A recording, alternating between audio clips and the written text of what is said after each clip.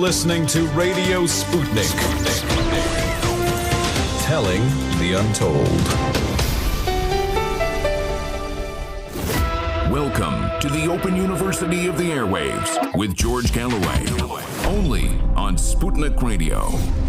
Welcome to the mother of all talk shows, the Open University of the Airwaves, the College of Knowledge where there are absolutely no tuition fees, and where you are encouraged to speak back to the teacher. Did you hear about the trouble indoors for Theresa May when Donald Trump held her hand whilst walking in the Rose Garden? She had to rush for the phone to call her husband that she was about to be on television holding hands with another man. There's a few people now regretting they held hands with Donald Trump, maybe even a few regretting that they held hands with Theresa May. We'll be discussing that later. You can have your say.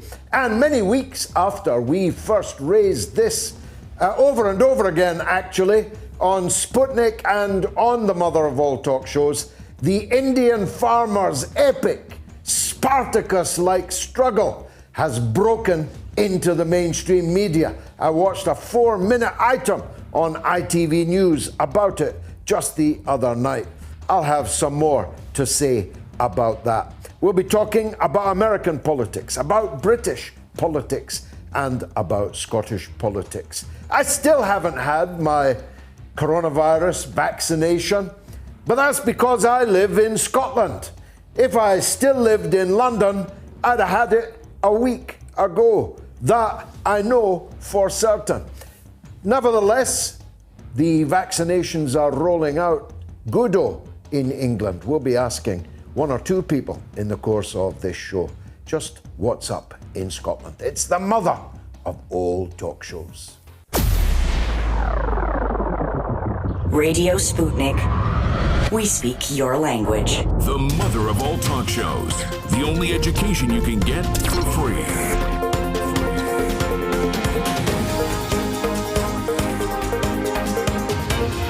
George Galloway. This is Radio Sputnik. And this is London, of course, but you can listen and watch all over the world. You can listen thanks to SputnikNews.com and the wonders of Al Gore's internet, of course. If you're in the Washington, D.C. area, you can listen in perfect clarity on 105.5. Donald Trump was one of our most eminent listeners on that station, but he is elsewhere these days in Florida, and therefore is only listening to the show on AM, because we're available coast to coast from burning city to burning city all over the United States on AM, all over the world on SputnikNews.com. But if you are one of the 500,000 people every week now, quite steady, who watch as well as listen to the show, please listen to this. If you're watching on Facebook, just to avoid Mr. Algorithm, not to be confused with Mr. Al Gore, Mr. Algorithm frequently interrupts. So if you're watching on Facebook, please right now share it with all of your contacts, all of your friends, all of your followers. If you've got a page like mine, well over 600,000 people follow me on Facebook. If you're one of them, if you're watching on my Facebook, then goodo. Make sure you record your presence and share it with your friends. But you can watch on RT's multiple Facebook pages also. Ditto on YouTube. If you're watching on my YouTube channel, please subscribe. Over 100,000 subscribers there now. Or, of course, on RT's multiple YouTube channels. You can watch on Twitter, and a higher number again last week than ever before did that. I'm surprised when 5G was rolled out, I thought, who's going to watch television on a telephone? How wrong was I? It's why I'm a mere jobbing political correspondent and analyst rather than a businessman. I didn't think 5G would ever catch on, but more people are watching this show on their telephones on Twitter than ever before. You can also watch on something called Twitch. I should stop saying that because I now know what Twitch is. I've got a Telegram channel now also, I'll give you the details of that later. I'm trying to get a critical mass of numbers on there so that we can start doing far more on Telegram, where more than 500 million people now have accounts. T.me/George Galloway. That's my Telegram channel. T.me/George Galloway. Now, speaking of channels, Andrew Neil is politically quite different to me on many things, maybe on most things. But I wish his new television channel, GB News, the very best. Unfortunately, the woke FBPE soft shoe shufflers are trying to get his station taken off the air before it's even been on the air. I'm not making that up. A concerted effort was launched this weekend to try and blackmail advertisers into not taking advertising space on GB News. Now, I simply don't understand that. Now, let me be perfectly clear. I admire and respect Andrew Neil very much. I think his station will be a rip-roaring success. He's the only person that ever interviewed me, ever, that I was confident knew at least as much as me about the subject we were talking about. I think, despite the fact that he is, on most things anyway, well to the right of me politically, he is absolutely unbiased in the ruthless way that he quizzes, grills political figures and political ideas. Why else do you think Boris Johnson ran away from being interviewed by him?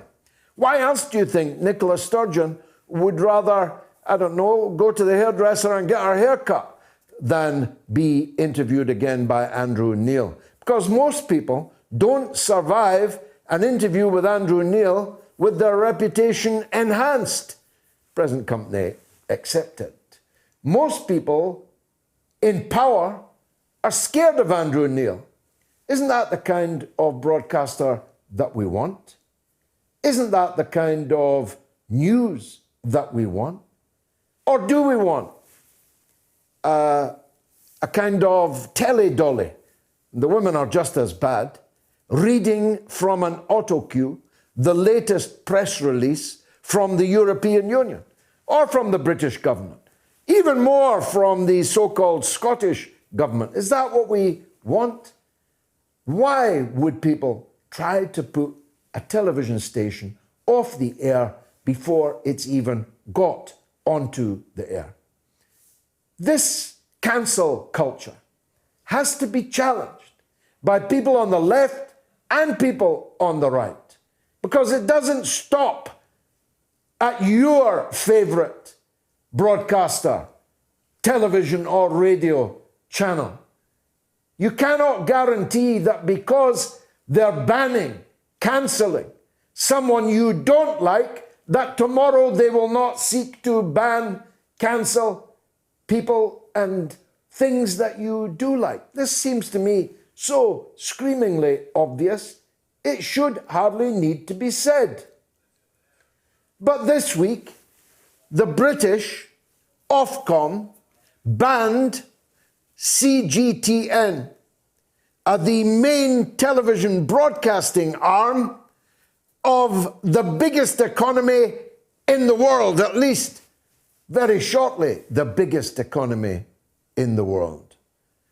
Why would Britain choose to pick a fight with China? I'm asking you, after Brexit, don't we have enough enemies? Do we have too many friends in the world? Why would we gratuitously pick a quarrel, it'd be more than a quarrel actually, I'll come back to that, with China over their television station, which hardly anybody watches? Why would we do that? The proximate reason the Ofcom gave was that CGTN's broadcasts from London were controlled from their parent company in their parent country. But that's true of every foreign-owned television station on the dial. It's true of France 1. Do you think the France 1 office in London has the power to take a different line on something to the French television coming out of Paris? It's true of Germany. It's true of CNN, for goodness sake. This threadbare absurdity of a reason for banning CGTN, no good can come of it, because China will undoubtedly retaliate. It will put off the air, I don't know, probably the BBC in all its forms. It might even kick every BBC journalist out of China. Who gains from that? Shouldn't we be covering China more, not less? Don't we want to learn more about the country that any minute now is going to be the most powerful economy, the richest, biggest economy in the whole world? I do, don't you? And of course, this is a pattern.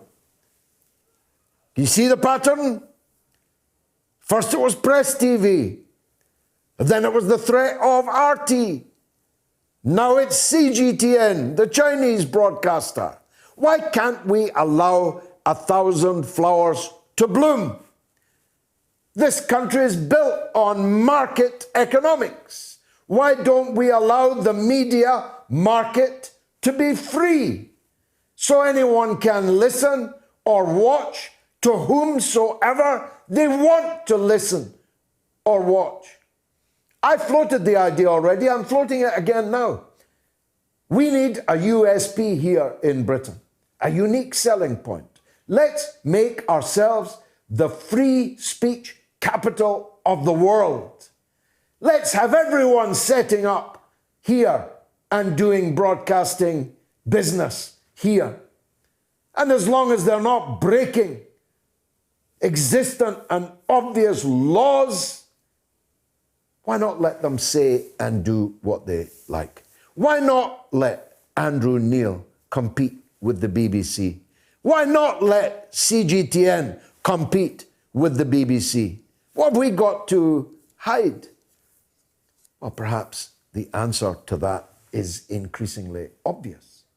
Because GB News has a market, precisely because the BBC is now the least trusted broadcaster in the country.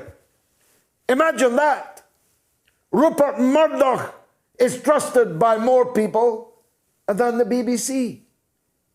Channel 4, ITV, Sky are all trusted more than the BBC.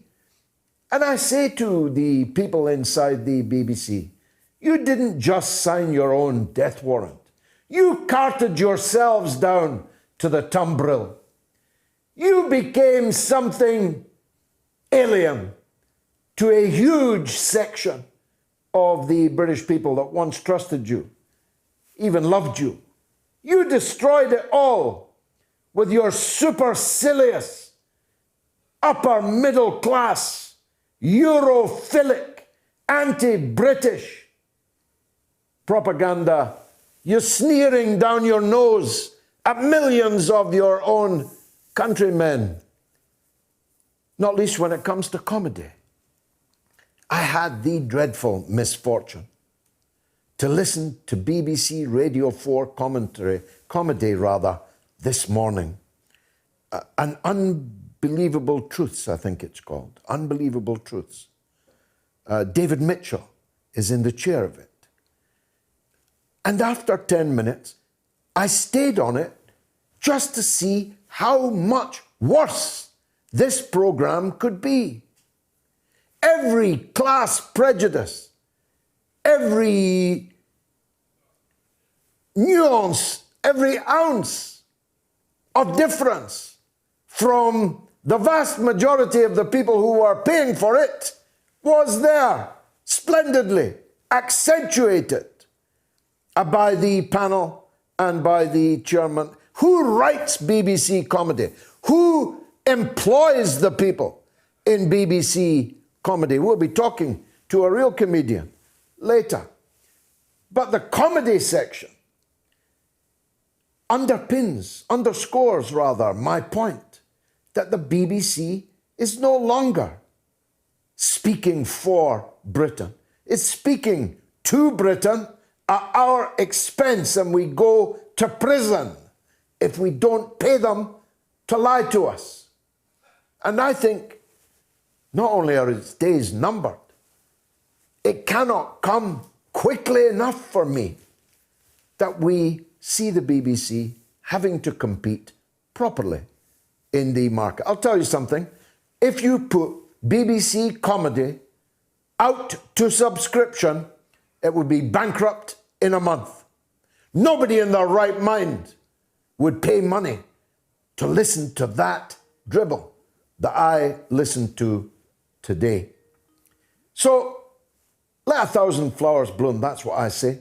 Good luck to Andrew Neil and GB News. I don't know. I probably will not get on that any more often than I get on any of the others. But I don't care. I want to be able to turn my dial and hear everybody's truths. Don't you?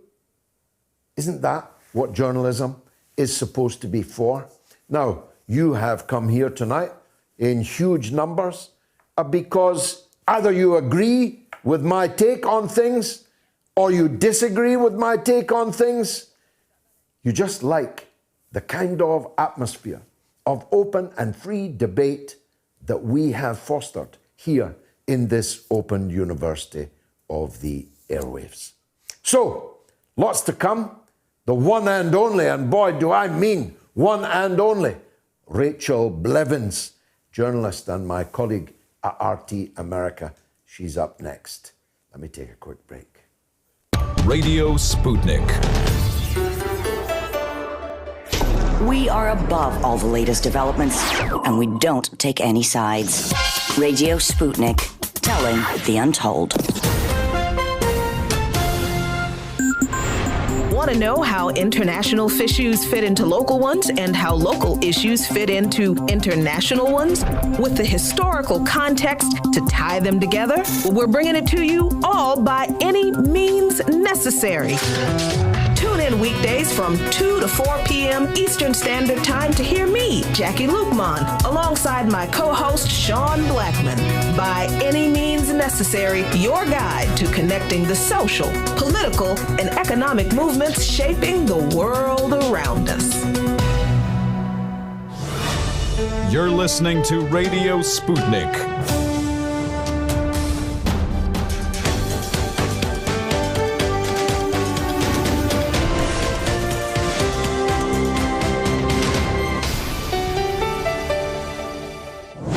Of all talk shows. Join our faculty of legends, contributors, and callers. Everyone is welcome. Now, my clever friends have put into a poll the question that I asked earlier, and it's running now. You can vote on it right now on my Twitter feed. Who would you apologize for holding hands with? And I'm laughing at the numbers that are already in. A, Donald Trump, 19%. B, Boris Johnson, 16%. C, Sir Keith Starmer, 65%. Sir Keith is way in the lead as the person you would apologize for holding hands with. This on the back, of course, of, I thought, the hilarious story that Theresa May, instead of worrying about the international ramifications of the very important discussion she was holding with Donald Trump, was desperately trying to get to a telephone to phone her husband to prepare him for the fact that she was going to be seen on television any minute holding hands with another man, even though that other man was Donald Trump. Mind you, now that we know, as we do, what Donald Trump's like, what he likes to grab, maybe he thought her husband would be jealous. I heard, actually, that it was her that took Donald Trump's hand because he's afraid of stairs. I don't know if anyone in America can shed any light on that. Boris Johnson, well, I'm not sure I'd like to find my wife holding hands with him either, or my daughters. but Boris Johnson's only at 16%. He's the safest pair of hands so far. But Sir Keith, a good hairdo on top of a wooden post, is 65%. So get your votes in on my Twitter feed. Now, and on my Telegram, actually. So that's t.me/George Galloway. And we, interestingly, last week found a political difference between the voting on the Twitter poll and the voting on the Telegram poll. Maybe that was inevitable. I don't know. But let's see if there's a dichotomy this week, too. Now, remember her name. Rachel Blevins is not just any television journalist. She is going to be the best and the biggest. As a matter of fact, I predict she's too good and too big for television, and that one day you'll see her in politics. You might see her on the Hill. You might even see her higher up the hill than that. She's my lovely friend, Rachel Blevins. Rachel, welcome back onto the mother of all talk shows. Now, I'm spoiled for choice about what to talk to you about tonight, but give us a rundown on politics in Washington in the last 7 days, first of all, would you? Well, I have to say, George, you give the best introductions of anyone anywhere, so I appreciate it. You definitely set the bar high on that one, and we'll see where everything goes. Now, as for right now, I'm happy to talk about all of the politics going on here in Washington, D.C. We have a new president. The media is more excited than they've ever been about a new president, it seems like. And all of the pressure is really on Joe Biden right now to see exactly what he's going to do. We saw him come in office and he issued a number of executive orders. His goal seems to be to overturn all of the major policies of the Trump administration, to try to follow through on some of those campaign promises, or at least to try to make it look like he's following through on it. And then, of course, to pass this $1.9 trillion stimulus package that his party is putting up there. They say that they want to pass it. They put all of the support behind it. But it's interesting to see, because just like a lot of those campaign promises that we've seen before, where all of a sudden your candidate gets into office and then they start backtracking on that, that's exactly what the Democrats seem to be doing right now, because just last month, they were running on the platform of $2,000 checks. They said, look, you get Democrats in office, you win this Georgia special election, and we're going to make sure that you will get those $2,000 stimulus checks to help you out. Well, Americans came out. They made sure that Democrats now have the majority in the House, the Senate, and the Oval Office. And now all of a sudden they're backtracking and saying, oh, wait a second, we'll just give you $1,400 checks to go with that $600 check that you got before. We didn't really mean that it was going to be $2,000. Well, let's stick on that one for a minute. Pre-election promises are often broken on both sides of the Atlantic, but this one is particularly egregious. It was in the month of January that I saw their lips move and the words, "Give us the power, you'll get a $2,000 check." I saw those words come out of their mouths. I heard them. And now they're saying, but the 600 you got from Donald Trump almost 1 year ago, that has to be taken off the 2,000. Why would they so egregiously betray the promise they made to the voters? Who's holding this up? Who doesn't want to give the American public the full 2,000? After all, the American economy sure needs kick-starting, doesn't it? Yeah, that it does. And that's the ultimate question here, because before we had Democrats saying, oh, we just can't get along with Republicans. Republicans are the ones holding this up. They're the ones who don't want to give you the stimulus checks. And yet now they still seem to be saying, oh, it's Republicans holding it up. And yet, as you said, these are the same people that said, make sure we have the majority and we will get this passed. We won't have Republicans standing in our way. And yet now they continue to say that it's Republicans standing in their way once again. And a lot of things over the last year, we've seen it all come back around to Donald Trump, where the Democratic Party has united against Trump himself. And yet now they seem to be saying, oh, wait a second, it's the Republicans as a whole, but you need to be happy with what you're getting. And yet you're talking about millions of Americans where $2,000 would be nice, but it still would be the bare minimum of what they're facing when it comes to the fact that they're struggling to pay rent and to put food on the table, and the fact that they've been struggling for an entire year now.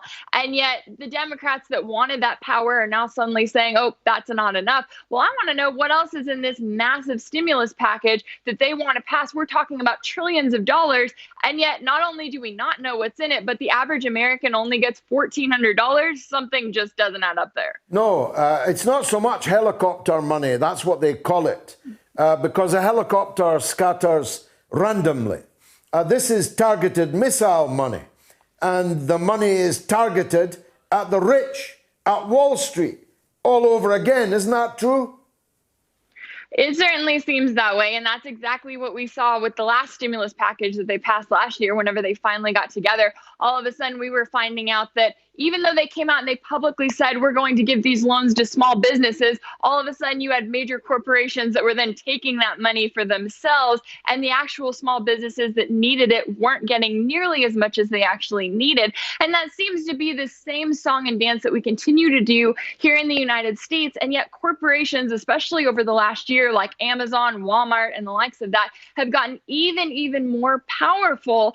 And yet we're talking about a major election, and the American people came together basically to get Donald Trump out of office. They didn't come together to make sure that there would be any accountability for those corporations, or to make sure that the politicians like Nancy Pelosi, Joe Biden, those sorts who have been in office for decades now, they didn't make sure that there would be any accountability for them. So it does raise a lot of issues that the Americans are going to have to deal with over the next 4 years. Now, although the Democrats are in power, it's still Trump that's trending. What's he up to? That's a good question. He's been more silent over the last month, it seems like, than he's been ever before that. And it is interesting to see how now Democrats are trying to put all of the pressure on this impeachment trial that they've got coming up in the Senate. And yet you've got Donald Trump saying he doesn't plan to testify. He doesn't plan to issue any kind of statement on it. You've got Republicans saying that they're not going to vote to remove him from office because he's already not in office. And yet Democrats are still pushing for this. They're still wanting to talk about Trump, even though we don't have his Twitter feed. We don't know exactly what it is that he's doing, but they're still hoping that they're going to get some kind of crazy video from him that they can use sound bites of to talk about for the next few weeks. And they're probably still hoping that they're going to get some crazy soundbite from Rudy Giuliani talking about the election and everything around it, except he's at the Capitol liquor store instead of the U.S. Capitol as he planned on booking in the first place. I mean, that seems to be the shtick that we're dealing with moving forward. Whatever happened to that garden center where Rudy gave that historic address? We must revisit that sometime. I know. Hopefully, I'm sure they got a spike in business off of that one. Probably the craziest press conference ever. And we haven't really heard much from Rudy Giuliani over the last few weeks. So, CNN and Fox News and the likes are just sitting there waiting for his next press conference and where in the world it's going to be. But Trump is not even playing golf. There was talk of him coming to Scotland for a couple of rounds. He owns some pretty swanky real estate in Scotland, in Ayrshire and in Aberdeenshire. But the government in Scotland warned him off and he didn't show up. What do you think he's doing? Is he planning some kind of comeback? Because if he's not out golfing, he's not on Twitter by definition, he must be up to something. Maybe he's sitting down with the divorce lawyers. That's what we sometimes hear speculated. That's a good question. We also have to remember whenever it comes to Donald Trump that he's still recovering from the coronavirus. I mean, he was hospitalized from that.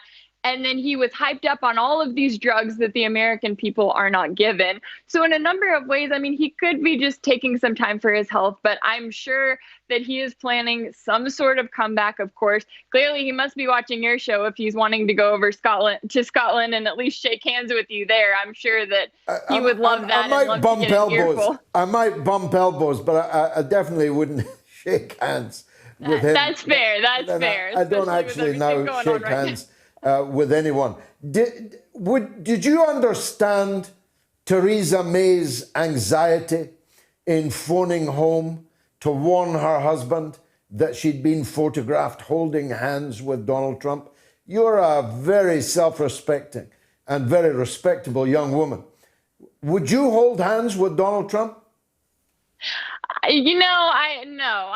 wouldn't, and I wouldn't do that with just about any politician there. It's one thing to have some sort of greeting with them, but it sounds like it took it at least far enough to where she felt like she needed to call home. And so I guess that's just part of the politics that you get into whenever you're dealing with different world leaders. Certainly is an interesting story, but also serves as a reminder to you that that's a lot of what we're talking about right now are just the craziest things that seem to continue to happen. Exactly. I might take him by the hand as a prelude to taking him by the throat, but then I would do that to both him and Biden. Before we leave Joe Biden, he was, as we frequently said in the election campaign, looking more and more frail. Let me be kind. Looking more and more frail, like the sort of elderly gentleman that you might bring down from the attic, but might be a little embarrassed at his drooling over the tea and cakes. But you could tolerate him with a certain, maybe at least familiarity, if not affection. How is he performing so far? Is he fluffing his lines? Does he do his trousers fall down? What would you give him out of 10 so far as his performance these days? I give him a solid 6 or 7 out of 10. I think, of course, he's now in a place where the White House is going to monitor absolutely everything that he's doing. But one of the most interesting things that his administration has done coming in is they've wanted to pivot away from just about everything that the Trump administration did, but they've also put forth these statements saying, hey, we need to make sure to look and to revise. So we're going to take a step back from some of those things that the Trump administration did that were concerning, and we're going to revise them. Well, in the same token, they've also done it when it comes to, the Afghanistan war and this peace deal that the Trump administration spent 4 years on. Well, now the Biden administration is saying, well, we don't know if we're going to go forward with that. We need some time to revise it. Or even everything that's going on in Yemen, they're saying, oh, we need to pull back because we need time to revise it. Well, those excuses only go on so long before you need an administration that has actual policy decisions. And exactly what we're seeing Biden do on the Iran nuclear deal, where when he was on the campaign trail, he was happy to yell at Trump and to say, oh, well, he got out of that nuclear deal. I wouldn't have done that. Well, now that he's coming into office, he's saying, not so fast to go back to that deal. We need Iran to do a few things first before we're willing to lift any of the sanctions that were put on by the previous administration. So we're kind of still in this happy honeymoon phase where the media is happy to talk about how wonderful Biden is and the fact that he's not Trump. And Biden is happy to just kind of sit back and say, oh, well, we're just kind of looking at everything right now. But here in the next 6 months is when we're going to need to get some actual policy decisions, and we're going to see exactly what his administration looks like. Now, it does seem like as far as his health goes, he's kind of being propped up and he's going right along and getting the job done. But I mean, we'll see how long that lasts as well, especially as you know that Kamala Harris is getting primed for if anything may happen. She's definitely ready and willing to go. Definitely willing. I don't know about ready, but he has done one good thing, Joe Biden. He has extended the nuclear treaty with Russia, the so-called START treaty, the Strategic Arms Reduction Treaty. Trump had pulled out of that, like he pulled out of the Iran nuclear deal, like he pulled out of the Open Skies deal, like he pulled out of the Paris Accord on the environment and so on. Trump ripped up a lot of things. And we were only days away from the treaty actually running out. But Joe Biden has signed, albeit a temporary 5-year extension of that treaty. That's good news, isn't it? It is. And I'm glad that he did that. And I think it's interesting that the Trump administration didn't accomplish that because they literally had all of the time in the world. They had Russia coming to the table and saying, look, just extend this treaty and then we'll talk about everything related to the INF treaty that they said that they didn't like. So it was literally the least that the Biden administration could do. I think what's going to be interesting moving forward when it comes to Russia is that when Joe Biden sat down with Vladimir Putin and they had their first official phone call, he brought up that ridiculous debunked story claiming that Moscow was paying bounties to the Taliban to kill American soldiers in Afghanistan. And the fact that he even brought that up when we have intelligence officials coming out and saying, look, that didn't happen, that creates a lot of concern for me there, that the Biden administration isn't done with those tensions yet, and that they're going to continue to use not only the issues between the U.S. and Russia, but that they're going to inflame them by using these other hoaxes, these other debunked stories to then try to go after Moscow, whether it be sanctions or whether it be something else. I think that's going to be what we're all looking at. But at the very least, they did get that treaty signed. So we'll give them that one. Just finally, what's life like now in the United States under the coronavirus? I'm here in London. Absolutely everything is closed. It's as bleak an evening in London as you can possibly imagine. Is it the same in the United States, the cities of the United States? No cafes, no restaurants, no bars, no cinema, nothing. Is it like that there? Not quite so much. We've got definitely some restrictions still. I think they're allowing some dining, but it's more at a limited capacity. And it also depends on where you go in the United States. You know, Middle America is very much back open for business and living life as usual. And here in Washington, D.C., we're still getting over this military lockdown that we just had a couple of weeks ago, where they literally sent 25,000 troops to the city and had everything completely locked down. And now we're finding out that a number of those troops are not only getting sick with the coronavirus, but a few of them have actually died from it that were here and that were stationed here. So certainly a lot of issues moving forward and a lot of issues with trying to figure out whether the government is going to make progress on this vaccine rollout and how that is going to change the dynamic. I think you have a country that certainly is antsy and you have a lot of division, and certainly you have 75 million Americans that voted for Trump that don't trust what the government's doing. And so I think we have a lot of deep-rooted problems that are going to carry on, which is even in the face of this pandemic that we're still dealing with. Well, that means we'll have to talk again. And I'm very happy to say that. Thank you very much indeed, Rachel Blevins, for joining us on the mother of all talk shows. Now, here's the poll. Who would you apologize for holding hands with? Donald Trump, 18%. Down 4. Boris Johnson, 14%. Up 1. Sir Keith Starmer, 68%. Up 3. Now, the Telegram poll isn't much different. Those voting on my Telegram channel, Trump, 13%. Boris, 22%. There's a bit of difference. Keith Starmer, 65%.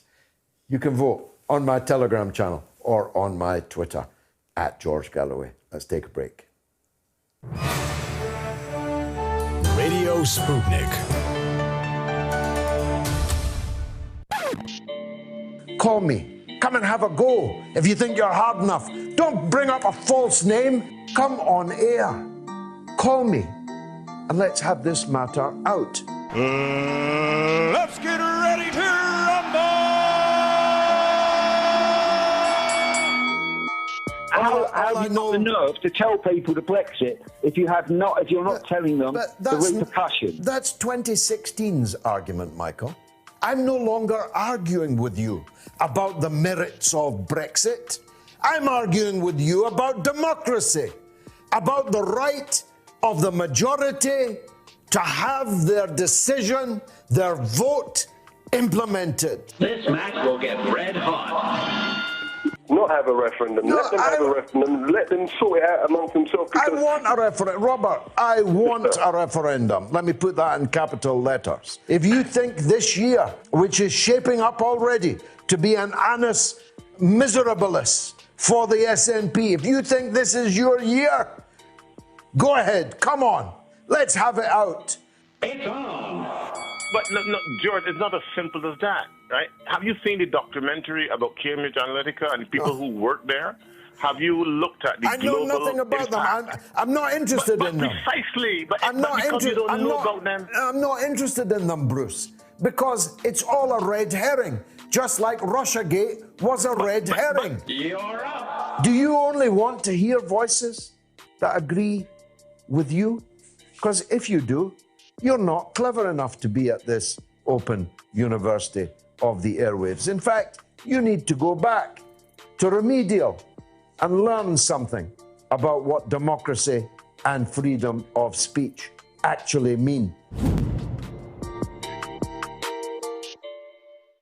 Tough questions are the most powerful weapon we have. As long as you have questions, we'll keep asking.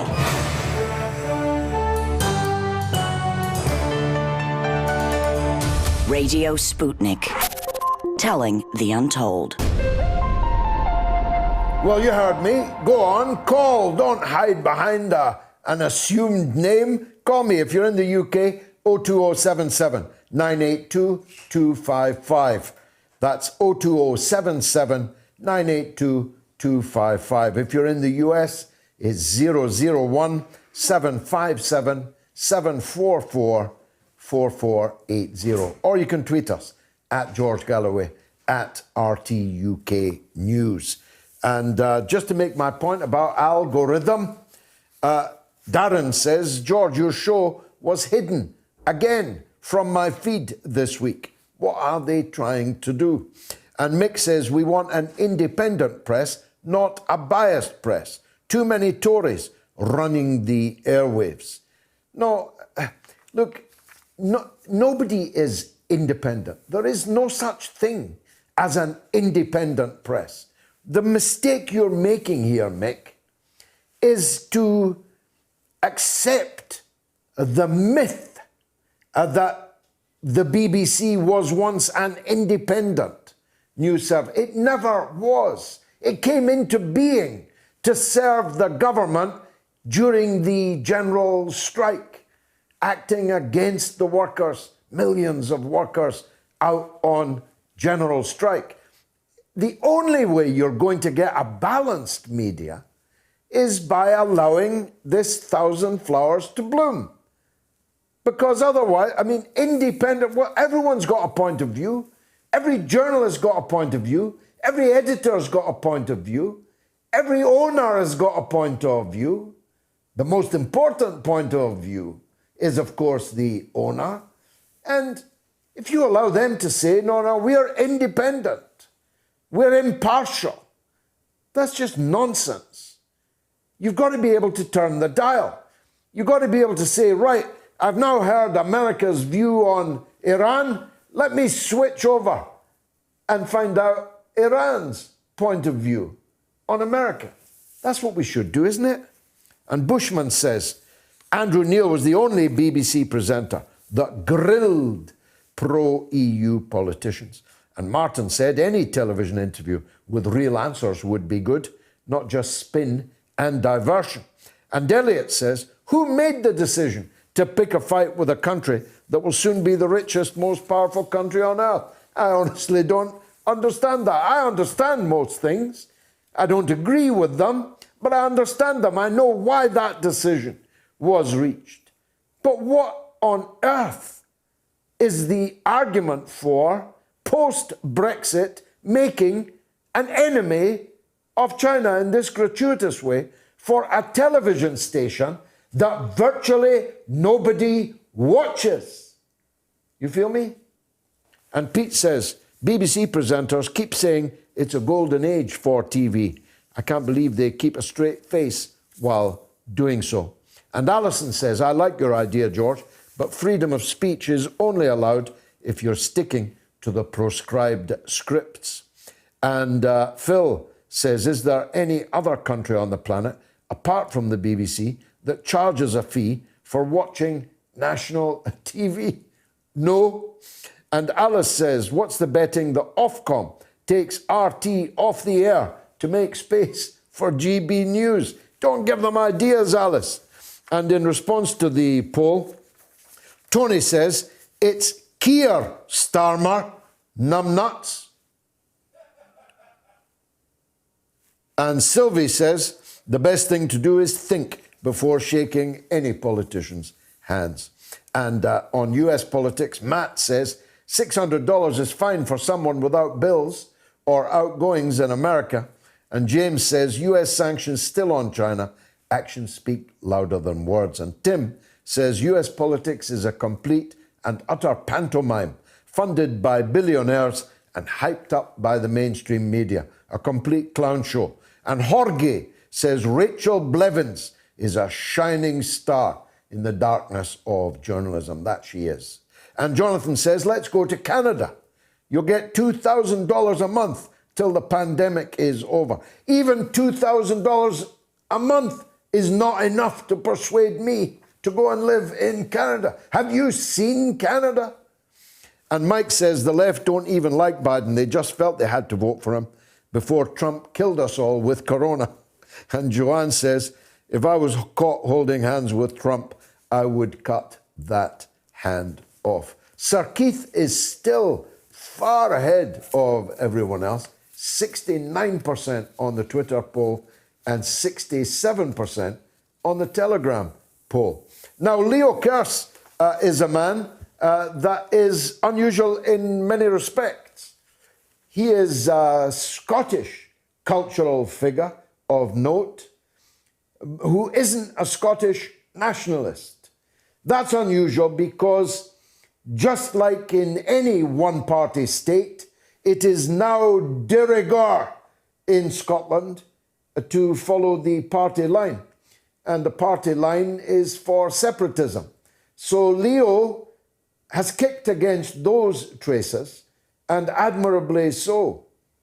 Even better, he is actually funny, unlike some of the nationalist poodle comedians that would never make you laugh. But he's also interesting from another standpoint.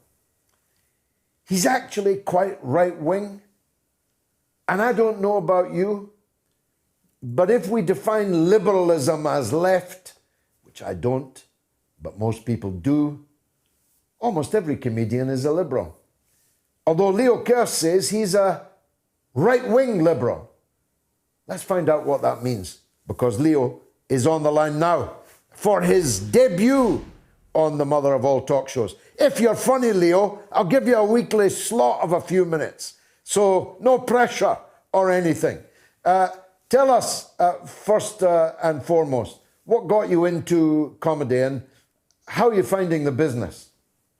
I got in by accident. I had a bet with my flatmate that we'd both do comedy, and then I gave it a go, and I was hooked. It was a real buzz getting up there. It's kind of scary. It's like parachute jumping. Not that I've ever, done parachute jumping, but yeah, just the buzz of getting up there, people laughing, is a real adrenaline rush. So that's really what got me into it and got me hooked. How long ago? That was like 10 years ago. And you've wowed them at the Edinburgh Festival and around the country, but you don't get much airtime in SNP Scotland. No, unfortunately not. I mean, to get on the BBC, to get in on the television these days, you've got to be. I mean, it's 99% left wing. They put Jeff Norcott on for 5 minutes every week and say that they've fulfilled their quota to provide balance and right wing comedy. And it's a shame because right wing comedians, the few that there are, tend to be really funny. I mean, Jeff Norcott. Andrew Doyle, Dominic Frisby, these are some of the funniest comedians in the country. So I think we should have more right-wing comedians. I mean, all comedians basically are right-wing. They're all self-starting Thatcherite entrepreneurs going out and hustling for work in a free market. They're all, the pay structure in comedy clubs is really unequal. The headliner will get £500, the middle spot will get £50. I've never seen one of these left-wing virtuous headliners demanding that their income is equally distributed amongst all the acts. They all talk a lot of left-wing stuff, but they don't actually live it. When I'd say I'm a right-wing comedian, I mean I'm openly right-wing instead of just secretly right-wing and pretending to be left-wing. How right-wing? And how did you get that way? I think I got older and started paying tax. I started off very left-wing, and I used to work in the public sector. I worked in criminal intelligence and I worked for the Foreign Office, and I think seeing the sort of the machinations of government and seeing the public sector and the money that's wasted and the sort of sluggishness and the way it's not, people aren't working to make the world a better place. It's all this backbiting Game of Thrones style politicking. It really made me realise that the best government is a small government, and the best tax bill is a small tax bill. So I think government works best when it just sticks to its what it should be doing. And also I feel conservatism is important right now. We've got huge threats to our values, our history, our rights, and we need to. When we talk about conservatism, I'm talking about conserving the institutions that preserve our rights and our freedoms. And they're very important. I mean, at the moment, legislation is always changing and the political landscape is always changing, but we shouldn't ever take it for granted. And I think we should preserve those institutions and fight for them. Now, when you say you worked for the Foreign Office, do you mean you work for the people across the river from me right now? The Friends? Well, it depends what river you're on. Are you on the Solway right now? No, I'm on the Thames. And don't pretend you don't know what I'm talking about. I'm talking about MI6. Maybe that's just confirmed that you were in MI6. Were you in the intelligence community?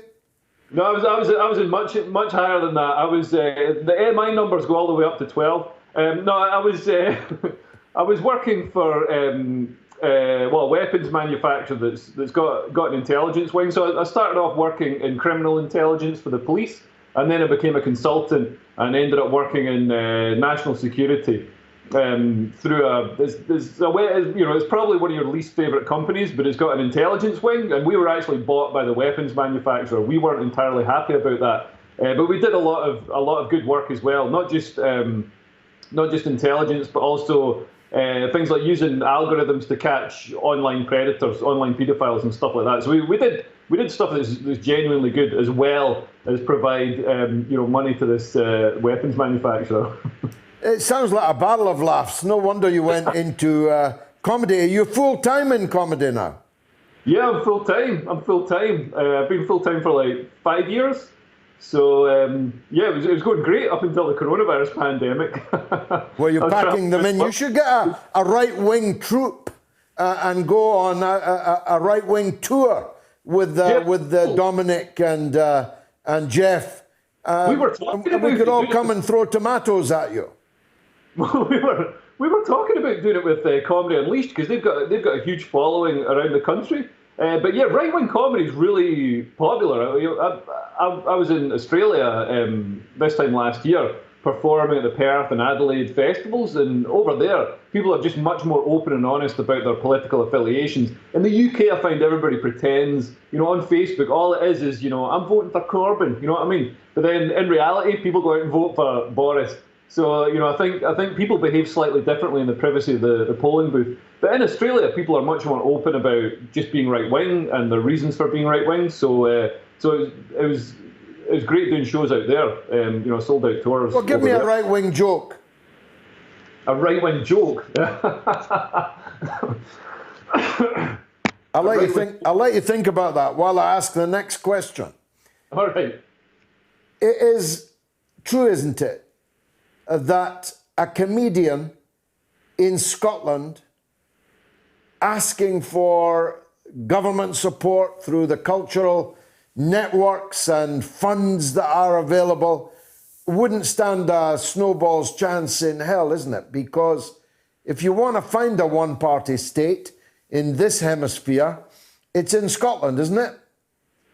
Oh yeah, I mean the SNP have got complete control over the politics in Scotland, and it's a shame that the other parties aren't sort of just uniting to sort of fight them. They're all fighting their individual battles as well, and I'm not sure that the Tories and Labour and Lib Dem see Scotland as important enough to fight for, which is a real shame. But yeah, it's a shame that the SNP is a one-party state. But also the artists and the cultural people, the comedians who are supposed to speak to power, supposed to question and scrutinise what's being done. They don't do it. Every comedian, I mean, apart from maybe myself, and I can't really think of anybody else, every Scottish comedian thinks that the SNP is amazing and blows smoke up their bum. And even on a basic economic level, the SNP has completely stopped all live comedy, completely stopped their livelihoods.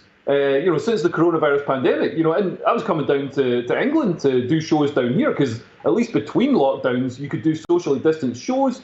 You could do something. The SNP has put a complete stop to any performances. Well, I don't know. There was one comedy club that got a grant of £250,000.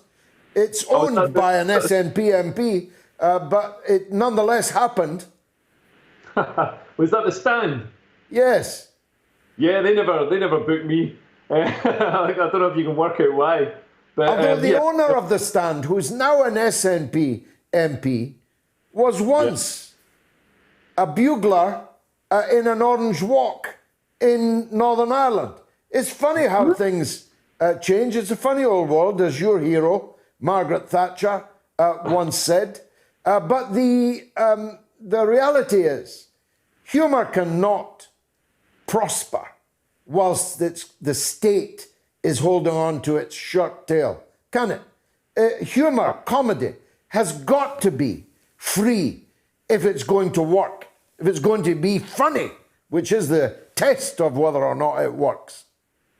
Absolutely. And one thing that really concerns me about the SNP is they're introducing new legislation. And they always do this when it suits them. So they introduced new legislation so that they could prosecute Alex Salmond, for example. So there's always some sort of nefarious intent behind it. But they're talking about introducing new hate crime legislation that's going to, hugely restrict what people can say, and it's going to criminalise, plays, stand-up comedy, all these kinds of things, even conversations in your own home. The sort of the Orwellian extent of this legislation can't be downplayed. It's really, really worrying stuff. And comedy can't exist under. We already self-censor so much because comedy's performed in front of a jury. We've got the audience sitting in front of us. If we say anything that's genuinely offensive to society, to a section of society, they won't laugh. If we say anything genuinely horrible, people won't laugh because it's horrible. So we've already got a jury in front of us. We don't need to be legislated as well. And it'll choke off comedy. It'll choke off people taking risks. And Scotland's got such a tradition of bombastic, iconoclastic comedians like Billy Connolly, Jerry Sadowitz. These are people that wouldn't be able to function under the SNP's proposed hate crime laws. For sure. Now, it's a big week coming up in Scotland. Alex Salmond speaks this week, finally. Do you see any comedic possibilities in that? The whole Salmond inquiry, obviously we're only allowed legally to talk about, half of it, but the whole Salmond inquiry, the whole situation from start to finish, it's so corrupt and it smells so terrible.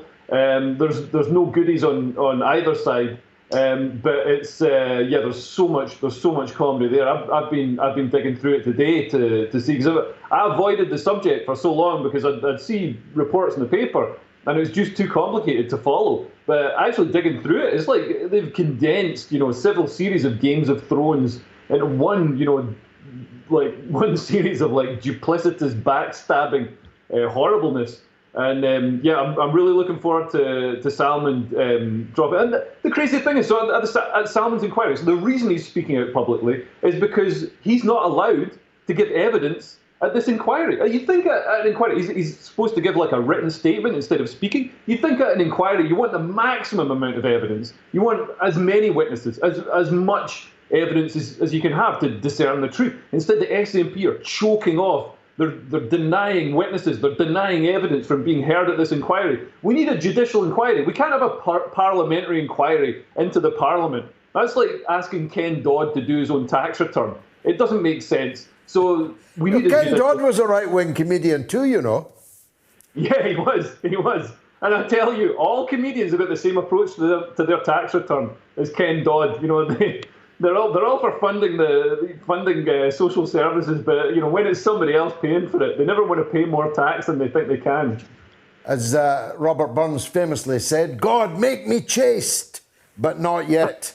Leo Kearse, thanks for joining us on the mother of all talk shows. A pleasure making your acquaintance. Good to meet you. George. Good to speak to you. All the best.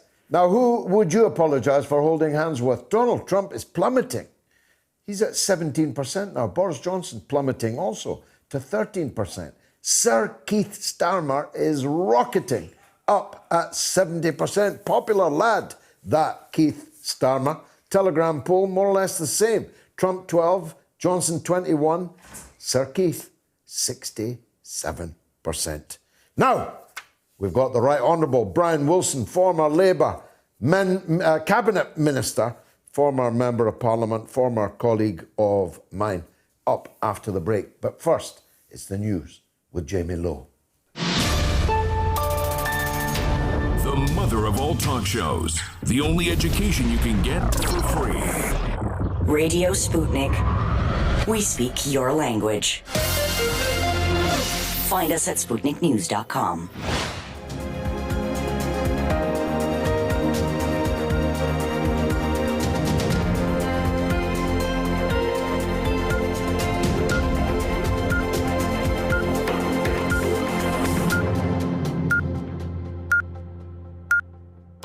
Radio Sputnik News. Myanmar has seen its largest protests in more than a decade as tens of thousands of people rallied against the military coup and demanded the release of elected leader Aung San Suu Kyi. The crowds chanted, "We don't want military dictatorship, we want democracy." In the main city, Yangon. Rallies were also held in more than a dozen other cities. Internet access has now been restored after a day-long blackout. The army has not yet commented on the growing opposition to Monday's coup. The military seized power after claiming without evidence that the November election was fraudulent. The rulers declared a year-long state of emergency. Suu Kyi and senior leaders of her National League for Democracy party, including President Win Myint, have been put under house arrest. Labour's Shadow Attorney General has apologised for previously describing the COVID-19 pandemic as a gift that keeps on giving for lawyers. Lord Falconer made the comments last June during an online event hosted by a legal firm in which he is a partner.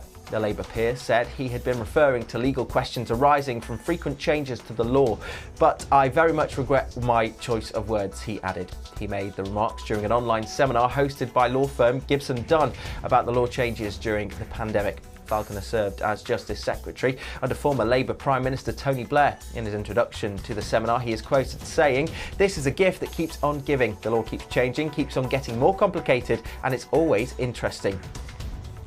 Oxford AstraZeneca's COVID-19 vaccine offers minimal protection against mild disease from the South Africa variant, scientists say early trials suggest. A new study, not yet peer-reviewed, involved about 2,000 people who are on average 31 years old. But Professor Sarah Gilbert, Oxford lead vaccine developer, said vaccines should still protect against severe disease. She said developers were likely to have a modified Oxford jab by the autumn to combat the South Africa variant. More than 100 cases of the variant have been found in the UK. Meanwhile, Vaccine Minister Nadeem Zahawi said that a booster in the autumn and annual vaccines could be required to combat variants. Zahawi said that at one point on Saturday, the UK was administering COVID-19 jabs at a rate of almost 1,000 per minute. He added that he was confident that everyone over 50 would be offered a jab before May. Latest figures show more than 11.4 million people in the UK have received the first dose of a coronavirus vaccine. A Northern Ireland MP has been accused of race baiting after describing the number of black people on an edition of Songs of Praise as the BBC at its BLM worst. A number of anti-racism and ethnic minority organisations have called on Gregory Campbell to apologise. The Democratic Unionist Party MP made his comments in a Facebook post on the 31st of January. He was referring to the Gospel Singer of the Year competition. The 5 semi-finalists, judges and presenter of the programme were all black. In the post, the East Londonderry MP wrote, "There were 5 singers, all of them black. There were 3 judges, all of them black, and 1 presenter who was incidentally, yes, black." Heavy snow that could bring significant disruption has hit the east and southeast of England. The Met Office said it was bitterly cold due to strong easterly winds and that there was also snow showers elsewhere in the UK. An amber warning, meaning travel disruption and power cuts are likely, is in force until Monday morning, and a less severe yellow warnings have been issued for much of England, Scotland and Northern Ireland. Dozens of people are missing and feared dead after a glacier crashed into a dam and triggered a huge flood in northern India. The broken dam prompted a deluge of water to pour through a valley in the state of Uttarakhand. Villages have been evacuated, but officials warned as many as 150 people may have been victims of the flooding. Video shared on social media showed the floodwater streaming through the area and causing widespread damage. Sanjay Singh Rana, who lives near the Dawli Ganga River, told the Reuters news agency that it came very fast. There was no time to alert anyone. At least 3 bodies have been found and 150 people are registered as missing, a police spokesman said. And finally, a 70-year-old grandfather from Oldham has become the oldest person to row unassisted across the Atlantic Ocean, raising more than £640,000 for a dementia charity. Frank Rothwell began his 3,000-mile challenge at Canary Island of La Gomera on the 12th of December and crossed the finish line in Antigua in the Caribbean yesterday, reuniting with Judith, his wife of 50 years. He said crossing the finish line was completely euphoric as he raised over £640,000 for Alzheimer's Research UK in tribute to his brother-in-law Roger, who died with the disease aged 62. Rothwell said it felt quite emotional approaching the finish. It took 6 long weeks to row the Atlantic, but the challenge itself has taken over 18 months of training and preparation, and he's so very proud of what he's achieved and the unbelievable journey he's been on. The adventurer, who previously spent 5 weeks on a deserted island for a Bear Grylls TV programme, rowed in a boat nicknamed Never Too Old. And that's the latest here on Sputnik News. I'm Jamie Lowe.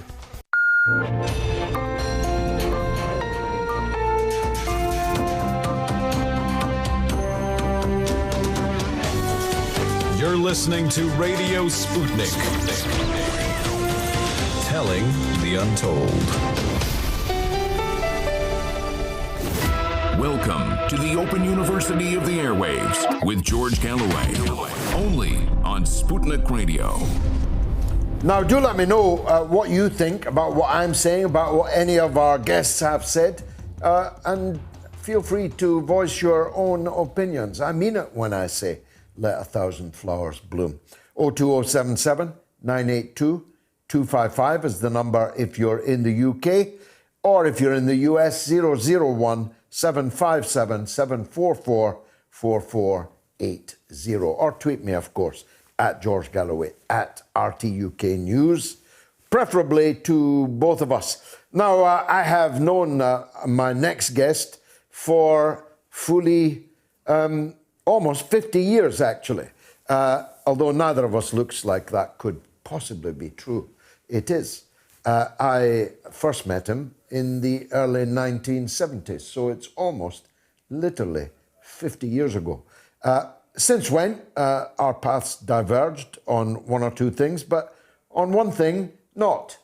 We both are absolutely determined that Scotland should remain in Britain, because we believe that that's what's best for the people of this small island of English-speaking people, but in particular, what's best for the working class people in this small island. On that, we will always be in step. But if you have a different point of view, of course, we want to hear it. But we also want to hear from the Right Honourable Brian Wilson CBE, former Labour Minister, former Ayrshire Member of Parliament. Brian, thank you very much for joining us. Been some time since we spoke. How are you feeling about the political situation in Scotland today or this week, when we have what will likely be the collapse of the Salmond inquiry, which will be a collapse following on a whole number of other collapses of SNP-run enterprises, whether BIFAB or the ferry company or the sick children's hospital in Edinburgh that never opened. So many calamities, one after the other. How can these people possibly still be in the lead in the opinion polls? Your view?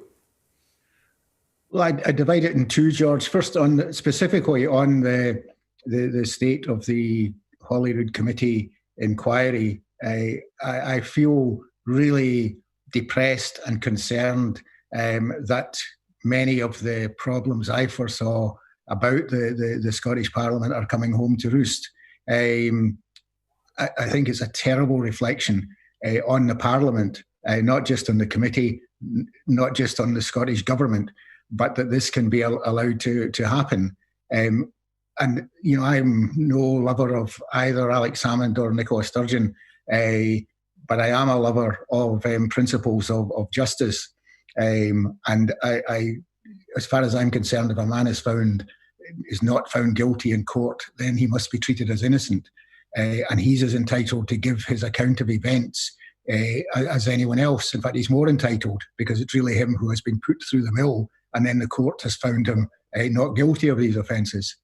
And so as a byproduct of these events, that this committee was set up, that Sturgeon, as usual, always looking for the headline, that there would be complete transparency, everything would be made available.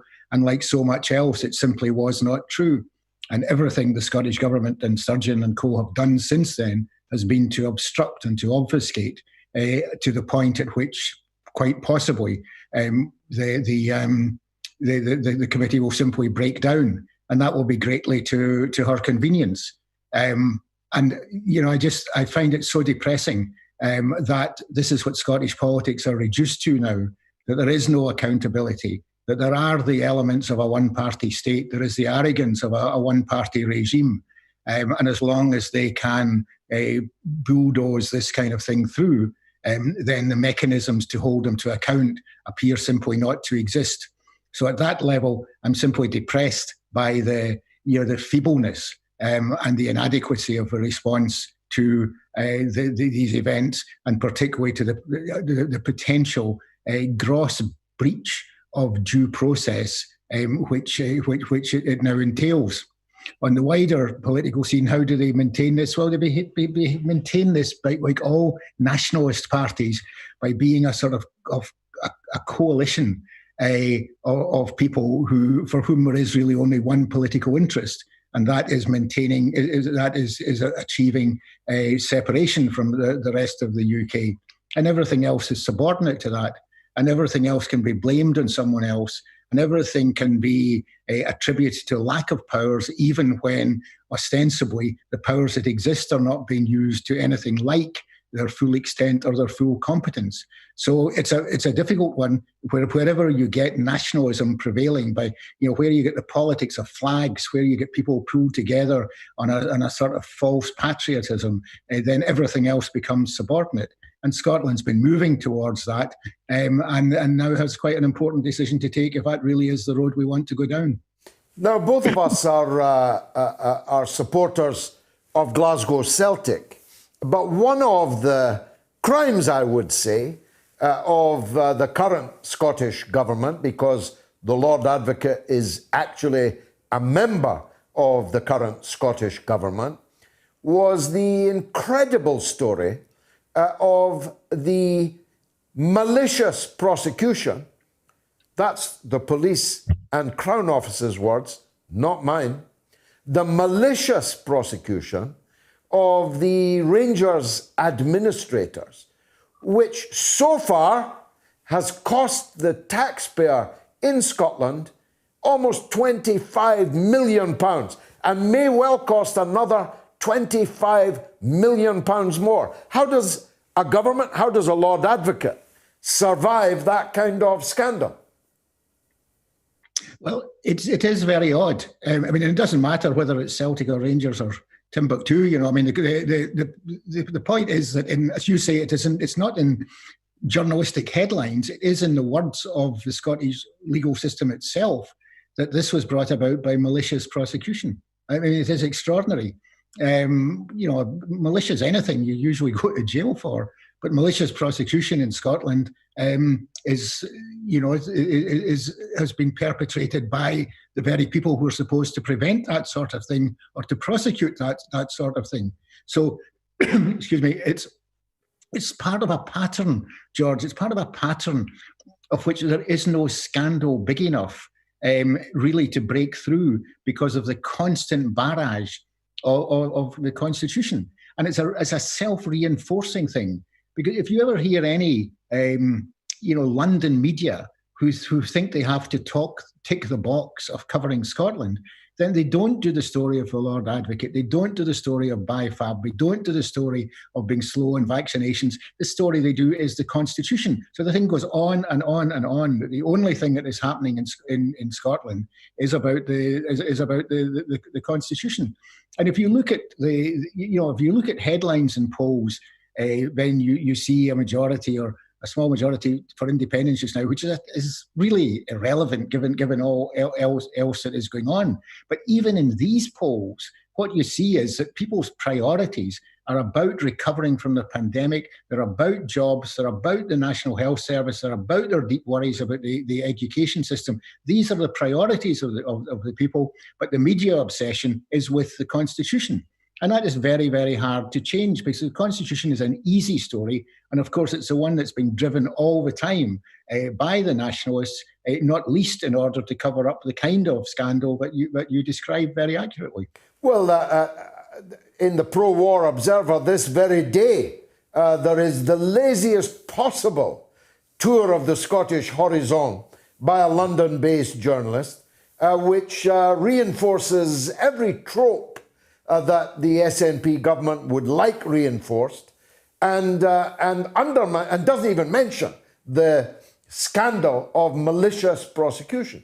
As you say, a malicious anything normally puts you into jail, but a malicious prosecution in which you're trying to put someone else in jail is double the number. But you were before Parliament and since a celebrated journalist, genuine independent journalistic powerhouse. When you look around the Scottish media landscape, you must shrink in horror at it, particularly, I may say, the broadcast media, which the SNP TV would be what the independent channel would be better called, but BBC Scotland, which has clearly forgotten what the first B in the acronym BBC stands for. What do you say? Well, I think particularly on the salmon stuff, I think that the two Scottish mainstream broadcasters, that their behaviour has been disgraceful. But essentially, they want this to be a story that doesn't exist. Their interest in it, when the tumbrils failed to roll at the High Court, their interest ended there. But you have this incredible inquiry going on, this evidence coming out bit by bit, in spite of all the efforts of the Scottish government to prevent it. And yet it is almost completely ignored by both BBC Scotland and STV, and certainly not presented in any cohesive and coherent way. And it is actually, that thank goodness for the written press, because anything that has come out about this has come through newspapers, because they can't control all of them and they can't control all the people who write for them. Also, I might say, from broadcasters from outside Scotland. You occasionally get something from Channel 4 News, and you get quite a lot actually from Sky News on this stuff. But actually waiting for any original revelation from BBC Scotland or from STV, you'll be waiting a very long time, and it is shameful. And I think that it's a reflection of a lot else in Scottish society. When you have effectively one party running everything, that their level of control they can exercise, both direct and indirect, is really quite sinister. Now, way back in the days when we first knew each other and worked together, you were against Scottish devolution and I was for it. You're too polite to say, but might you be thinking that you were right and I was wrong? Well, I wouldn't say it in these bald terms. Sometimes it's inevitably it's a much more subtle argument. I mean, as you know my background, George, you know where I'm talking to you from now. I'm talking to you from the most westerly point virtually in the United Kingdom. I'm talking to you from the very periphery. So the idea I'm against devolution is wrong. What I was always concerned about was that devolution politically would not lead to the devolution of power down to communities, whether it's the the impoverished parts of the city of Glasgow, or whether it's places like this in the periphery, that what devolution would end up meaning would be the accumulation of power in Edinburgh. And that is exactly what has happened. So I was right about that. My two fears about devolution, one was that it would be a platform for nationalism rather than stopping in its tracks, as some people said, and the other was that in fact it would take power away from communities and from local authorities and so on into this concentration of power in Edinburgh. And in both of these, I think I was right. However, the 80s changed everything, and I don't shrink from this. That Donald Dewar once said, when he was called, he was described as the godfather or something of devolution, and he replied, "Look, devolution has only one godparent, and that is Margaret Thatcher, because the extremism of Thatcherism and the damage it wrought." And through the sheer stupidity of things like the poll tax and so on, that it created a mood in Scotland that said never again, that we need a degree of protection from that. So by the time you get into the 1990s, while I didn't have any change of view of the potential dangers of devolution, I didn't oppose it. I said, that's it. There isn't an argument that is going to stop this, but be aware of the potential damage it can do, of the potential pitfalls that exist, and safeguard against them. And that is where I would be critical, is that I don't think that there was a sufficient understanding that devolution would probably end up with the nationalists running the place. Doesn't necessarily mean that it would lead to separation, but it would probably lead to the nationalists running the place, and you'd better be very smart on your feet in order to stop that happening, because once they have the levers of power, and once they have the money that goes with the levers of power, then they will use every one of them very effectively to drive division within this small island, which is exactly what they have done. I accept absolutely that Thatcherism is the principal godparent of the unstoppable demand that there came to be by the time of the referendum in 1999 for a Scottish Parliament. I can't remember the numbers now, but it was absolutely overwhelming numbers in favour of that. But equally, your own party, and formerly mine, the Labour Party, was, when we first sat together on the Scottish Executive Committee, a man called Willie Ross might well have been the King of Scotland. He acted like it, and in a sense, he really was the sovereign of all he surveyed. We held almost all the parliamentary seats, controlled almost all the councils, such quangos as there were. The unions were strong. They were all led by people that supported Labour, and all of that is gone now. In fact, I now see people who were with us have now become Scottish nationalists. Where did it all go wrong? Well, I think a lot of it went wrong, for the reasons I just explained through devolution. That Labour was still in a pretty strong position up to 2010.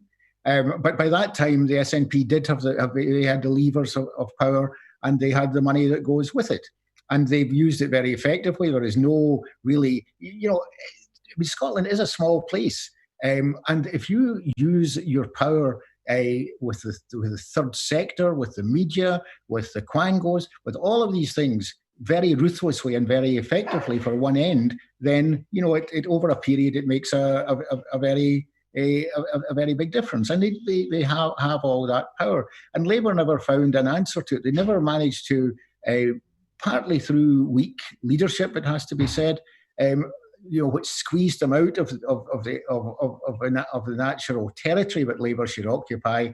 But it's never found a way, of combining this. They allowed the language of politics in Scotland to change. If you don't want to break up Britain, if you don't want to break up the working class in Britain, if you don't want to break up all the institutions that have given you and I our life chances, if you don't want to do all of these things, then you're a unionist. And I didn't come into politics to be a unionist, which, as you again know, has got very particular connotations in Scottish politics. I came into politics to try to advance the social and economic interests of working people and their families throughout the state in which I live, which happens to be the British state, which has given us all the pluses that we've had in our lifetimes. So to change the line where the dichotomy, the division in politics between separatism and unionism is a completely uncomfortable language for anyone who comes from a sort of socialist background, who's simply wanting to, in politics, to create change and is not interested in creating change only within Scotland, but is in Britain as a whole. And you then put power into the hands of people whose vested interest is in not using the powers of devolution in order to achieve what is best for Scotland, but is to make damn sure that devolution doesn't work in order to sell the narrative that the only way you can succeed is to go beyond that and to create a separate state. So in all of that, it's created largely from our own making, largely you might say from the good intentions behind devolution, but Labour has made this bed of nails for itself to lie on and hasn't yet found a very comfortable position. But I still think that when you come to I don't think there will be a referendum for a long time to come, which means we don't have to immediately be in a state of panic about that. But if you ask for me, what is the majority or the biggest single political position in Scotland today, I would say it is the position that Labour occupies, which is people who do not particularly want to create a separate state and who do want to see a left of centre position on social and economic interests. So you have this potential vote still there, but somehow in order to manifest itself, you have to break through the politics of nationalism, which at the moment dominate everything. Well, of course, it's going to be a long time before there is a referendum, but it's not going to be a long time before the Scottish Parliament elections. Would you agree with me that if the SNP secure a majority in May, we'll very quickly, therefore, be on the road to Catalonia, which in the end was a bit of pushing and shoving. Not many died. But given the special peculiarities about Scotland and geographical proximities, are you anxious, as I am, that it'll not so much be Catalonia as Northern Ireland? Well, that's territory that I would hate to be the guy that predicted that. There are elements in the mix that are combustible, but I certainly wouldn't predict that, and I would hope that sanity would prevail, long before you get anywhere near that. But on Catalonia, I think they'll be off their heads if they go for an illegal referendum that hasn't been ratified by the UK Parliament. And I don't think at the end of the day they'll do that, because exactly the same would happen to them as to happen to the Catalan separatists. It would set back their cause rather than bring it forward, because nobody else would go near the referendum with a barge pole. So they're stuck in this, quite rightly they're stuck in this, because again, I think it's wildly irresponsible to even talk about having a referendum in the next few years, while every sinew should be focused on recovering from the pandemic. In the longer term, I'm a Democrat above everything. And if there is a clear and persistent will for people in Scotland to have a separate state, then that should be put to the test. I have no doubt about that. But the idea is that you keep turning up demanding another referendum on the time-honoured principle of nationalism. You only have to win once. The other lot have to win all the time, but you only have to win once. And you choose the day, you choose the question. And if you win, then that is, that's it for the rest of time. But if you lose, you just come back the next day and have another one. That is not acceptable. And there is no case for a referendum in the next few years in the lifetime of the Scottish Parliament. And then let's see, because every politician, George, as we both know very well, is mortal. In a few years' time, there won't be Boris Johnson, there probably won't be Nicola Sturgeon. There will be a very different set of economic circumstances, a very different set of arguments. So let's see in the fullness of time, But for them to say, we are going to have a referendum the day we want, in the certain knowledge that if they lost that referendum, if they lost Indy Ref 2, then the next morning they'd be on to Indy Ref 3. That is something which I don't think the majority of people, or anything like the majority of people in Scotland, want. Brian Wilson, thanks for joining us on the mother of all talk shows. Much appreciated. And now, who would you apologise for holding hands with? Donald Trump, 17, Boris Johnson, 14, Sir Keith Starmer, 69, down one right enough. And on the Telegram version of the poll, Sir Keith has come down to 64. People are warming to you, Keith. They're warming to you. Let me take a break. Radio Sputnik. We are above all the latest developments, and we don't take any sides. Radio Sputnik, telling the untold.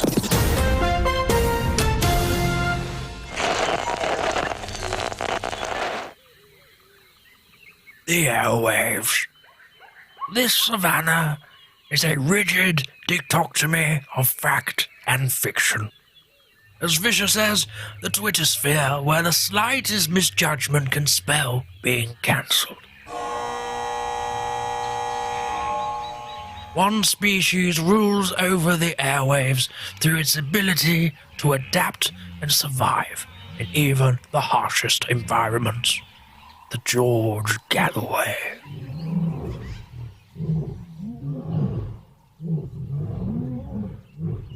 The top cat in these parts, it is mostly active on Sunday evenings in Britain and mid-afternoon in the United States. It seldom roars during the day. Most notable for its wide variety of headdress, it protects these parts from the mainstream media. You can catch this fine specimen on the mother of all talk shows. Don't pick a fight with it. They've been known to bite back.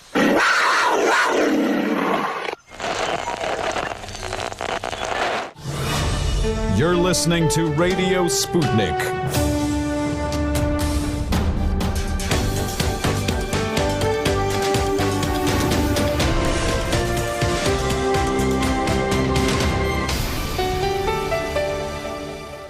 The mother of all talk shows. Join our faculty of legends, contributors, and callers. Everyone is welcome. Now let me know what you think, especially if you think differently to me or any of my guests. You can call us 02077 982 255 and on the US number 001757 744 4480. Or if you won't call, then tweet at George Galloway at RTUK News. Now, this is where I look back at the 7 days in history, the good, the bad, and the often ugly in this week. This was the week in 1964 when Beatlemania, a real musical pandemic, hit the United States. John, Paul, George, and Ringo arrived in New York City 57 years ago today. The tragedy is, I remember it as if it was yesterday. 2 days later, they appeared on the Ed Sullivan Show. So many people watched the show that it reportedly led to a dip in the crime rate to a 50-year low, as 73 million people, or 40% of all Americans at that time, tuned in to watch. 10 years later, on this day in 1974, another day I remember well, the UK Prime Minister, Edward Heath, called a snap general election in his battle with the National Union of Mine Workers and me, who were demanding a substantial pay rise. The miners' vice president, my old friend, teacher, my mentor, Michael McGahey, called on the army not to break the strike, but to join the picket lines instead, and of course was duly condemned in the House of Commons. But he responded saying, "You can't dig coal with bayonets." Now, the election on the 28th of February ended in defeat for Edward Heath and led to Labour's most successful election winner, 4 general elections, Harold Wilson, leading a minority government. Now, spinning back a few years, this was also the week in 1952 that Princess Elizabeth became Queen at a ceremony in St James's Palace, London. Israeli Defense Minister Ariel Sharon was forced to resign in 1983 after an inquiry concluded that he had failed to act to prevent the massacre of hundreds, maybe thousands, of Palestinians in two refugee camps that I know well, Sabra and Shatila in Beirut. He was forced out by an Israeli tribunal investigating these Lebanon killings a year earlier. The investigation found that Sharon, as defense minister of the Israeli forces, was indirectly but personally to blame for the massacres, when more than 1,000 people, maybe as many as 3,500 people, died at the hands of the Lebanese Christian Phalangist militia. The clue was in the name, Phalangist. A blizzard of anti-communist hysteria was launched in 1950 by US Senator Joe McCarthy, who accused more than 200 staff in the State Department of being communists. The witch hunt spread, of course, to Hollywood, where dozens, scores actually, of stars, directors and writers were blacklisted, including the great Charlie Chaplin and the great Orson Welles. The House Un-American Activities Committee failed to turn up any evidence that Hollywood was secretly disseminating communist propaganda, but the industry was transformed. The fallout from the inquiry was a factor in the decision by the owner of RKO Pictures to leave the industry. And as a result, the studio passed into the hands, the very, very clean hands, of Howard Hughes. Within weeks of taking over, Hughes fired most of RKO's employees and virtually shut down the studio for 6 months, while he had the political sympathies of the remaining staff investigated. Now, when human remains turned up in drains in London, police launched a mass murder investigation in London this week in 1983. They were looking for a total of 16 victims, who they described as male and probably young and homeless. Civil servant Dennis Nielsen, aged 37, was charged with the murder of a homeless man, Stephen Sinclair, the very next day. But later in 1983, he was charged with 12 other murders and sentenced to 6 life sentences. If you were alive on February the 11th, 1990, you won't ever be able to forget the day when the leading anti-apartheid politician, Nelson Mandela, the president of the African National Congress, was freed from prison in South Africa after 27 years. He went on to become president of the country and, of course, a massive inspiration to millions of people around the world. I'm glad to say I was one of his soldiers. 5 years after 2 British diplomats vanished in mysterious circumstances in 1951, they reappeared in the Soviet Union. Guy Burgess and Donald MacLean handed a statement to 4 press representatives in a hotel room overlooking Moscow's Red Square. They were part of what has been called the Cambridge Spy Ring, as all the members were recruited at that university. They passed secrets to the Soviet Union, principally during the Second World War, when the Soviet Union was our ally, if you get my drift. This was the week in 1975 that the British Conservative Party chose Margaret Thatcher as its new leader. She went on to win the 1979 general election and become the first female Prime Minister in the UK and transform the country, and not for the good. In 2011, the Arab Spring and the Egyptian Revolution culminated in the resignation of President Hosni Mubarak and the transfer of power to the Supreme Military Council after 18 days of protests. The country, however, remains under military occupation. Our editor, Ron Mackay, and I were both arrested by the Egyptian police and taken incognito in the middle of the night to the airport departure lounge, and then delivered the pink slip of persona non grata and deported from Egypt on the orders of the said President Hosni Mubarak. Just a few months later, I was welcomed back literally by a brass band. I'm not making that up. A brass band was assembled at the foot of the aircraft steps to welcome me back. But sadly, everything changed, but everything is still the same, and the military are still in control in Egypt. Now, in this week, in 1945, Allied warplanes began the saturation bombing of the German city of Dresden.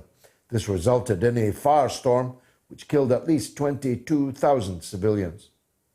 Now, when he was a US prisoner of war held in captivity in Nazi Germany, the author Kurt Vonnegut survived the aerial bombing of Dresden by hiding in the meat locker of a slaughterhouse. It inspired his novel, Slaughterhouse-Five, which is quite a novel, let me tell you. Hundreds of Iraqi civilians were killed and wounded in a civilian shelter in Baghdad by American bombers. The final death toll was 314, including 130 children, after one of the smart bombs exploded stupidly in the middle of the largest upstairs room, and the other blew up and blocked a ventilation shaft. This was in 1991, on the eve of the Gulf War. And another war was to follow, of course, only a little over a decade later. Leading Northern Irish solicitor Pat Finucane was shot dead at his home in North Belfast in 1989. The killers burst in as he was eating his Sunday dinner with his wife and 3 children, one of them now a member of Parliament. A loyalist assassin called Ken Barrett confessed during his trial at Belfast Crown Court in September 2004. He was sentenced to 22 years in prison. But he was released in May of 2006 under the terms of the Good Friday Agreement. But he was not the only killer, of course, and the family continued to demand a public inquiry into who the other killers were. In 1975, under the new Labour government of Harold Wilson, British miners' leaders agreed to accept the Coal Board's latest pay offer of up to 35%. The leader responsible for the union's triumph, or more responsible than the actual leader, Joe Gormley at the time, was a man called Arthur Scargill. It was a lesson not lost on Margaret Thatcher, who, as Prime Minister in 1984, crushed a year-long strike and destroyed the coalfields and their communities.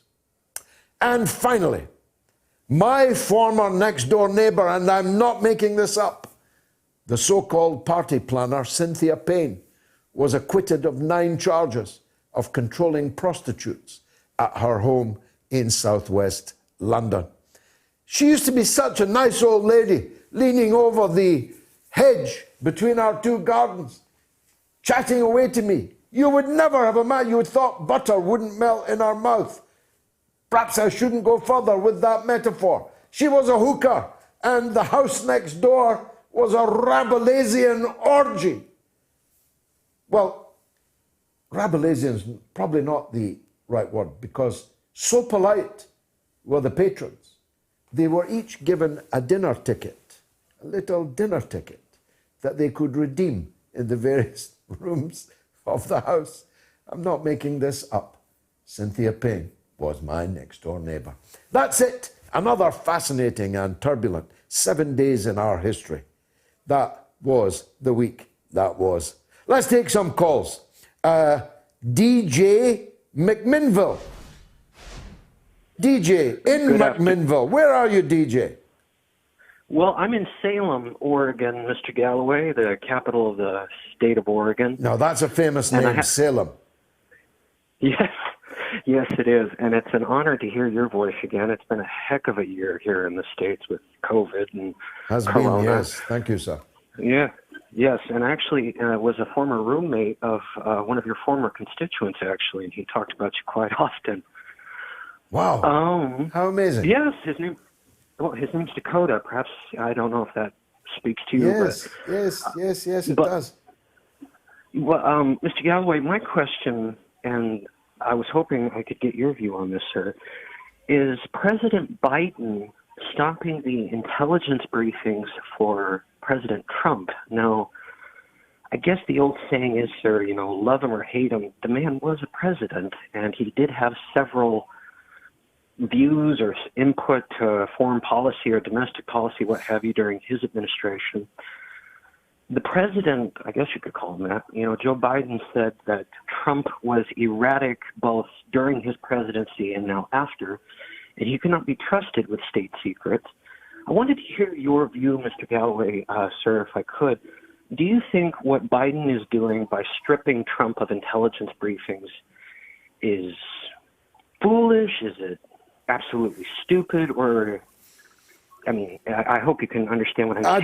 I do, but I didn't know those facts that you've just given us. I suppose it would depend upon what the legal status of the distribution of that intelligence material was. If it is a legal right of all ex-presidents to receive these briefings, then President Biden would be on thin ice with that.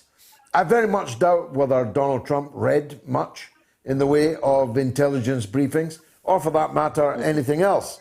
And I'm not sure of the value of U.S. intelligence briefings because we see the quality of that intelligence over many years now to have been wholly wrong and sometimes purposefully so.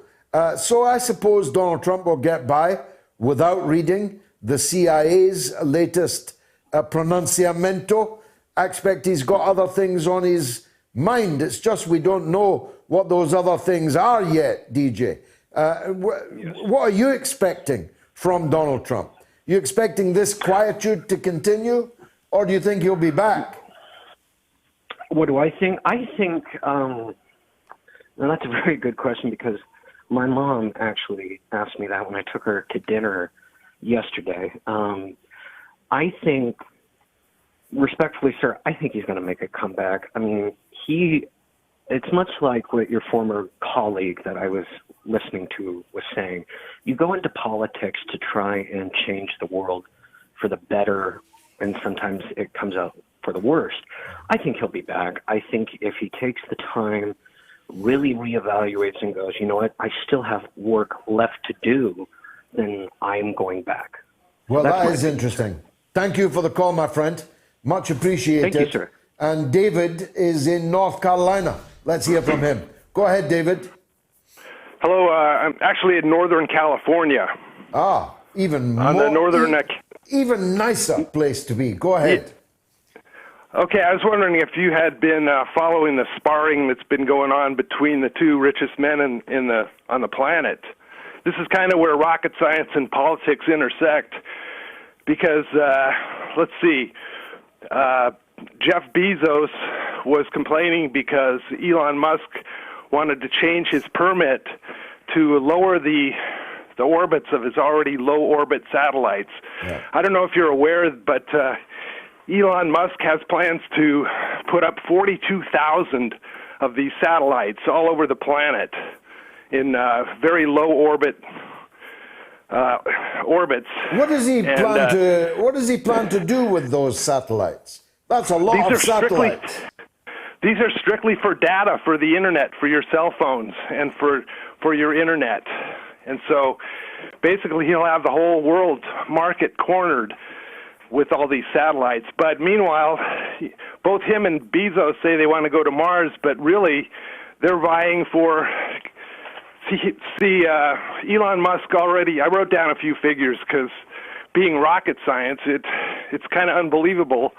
But each one of these satellites is 260 kilograms. That's 575 pounds for Americans. But the licensing in the U.S. for these satellites is done by the Federal Communications Commission, not by any space agency. So, there's very little regulations. And, of course, with Trump, there were even fewer. But anyway, he got the okay for close to 12,000 satellites permits 2 years ago. He already has at least 1,000 of them up there. Wow. These 600-pound satellites, and let's see, he plans to deploy like 4,425 by 2024, and his ultimate dream is 42,000 of these things. So, this is real. And meanwhile, Bezos wants to do the same thing. He wants to put up 3,000, over 3,000 of them. David, hasn't Bezos now quit?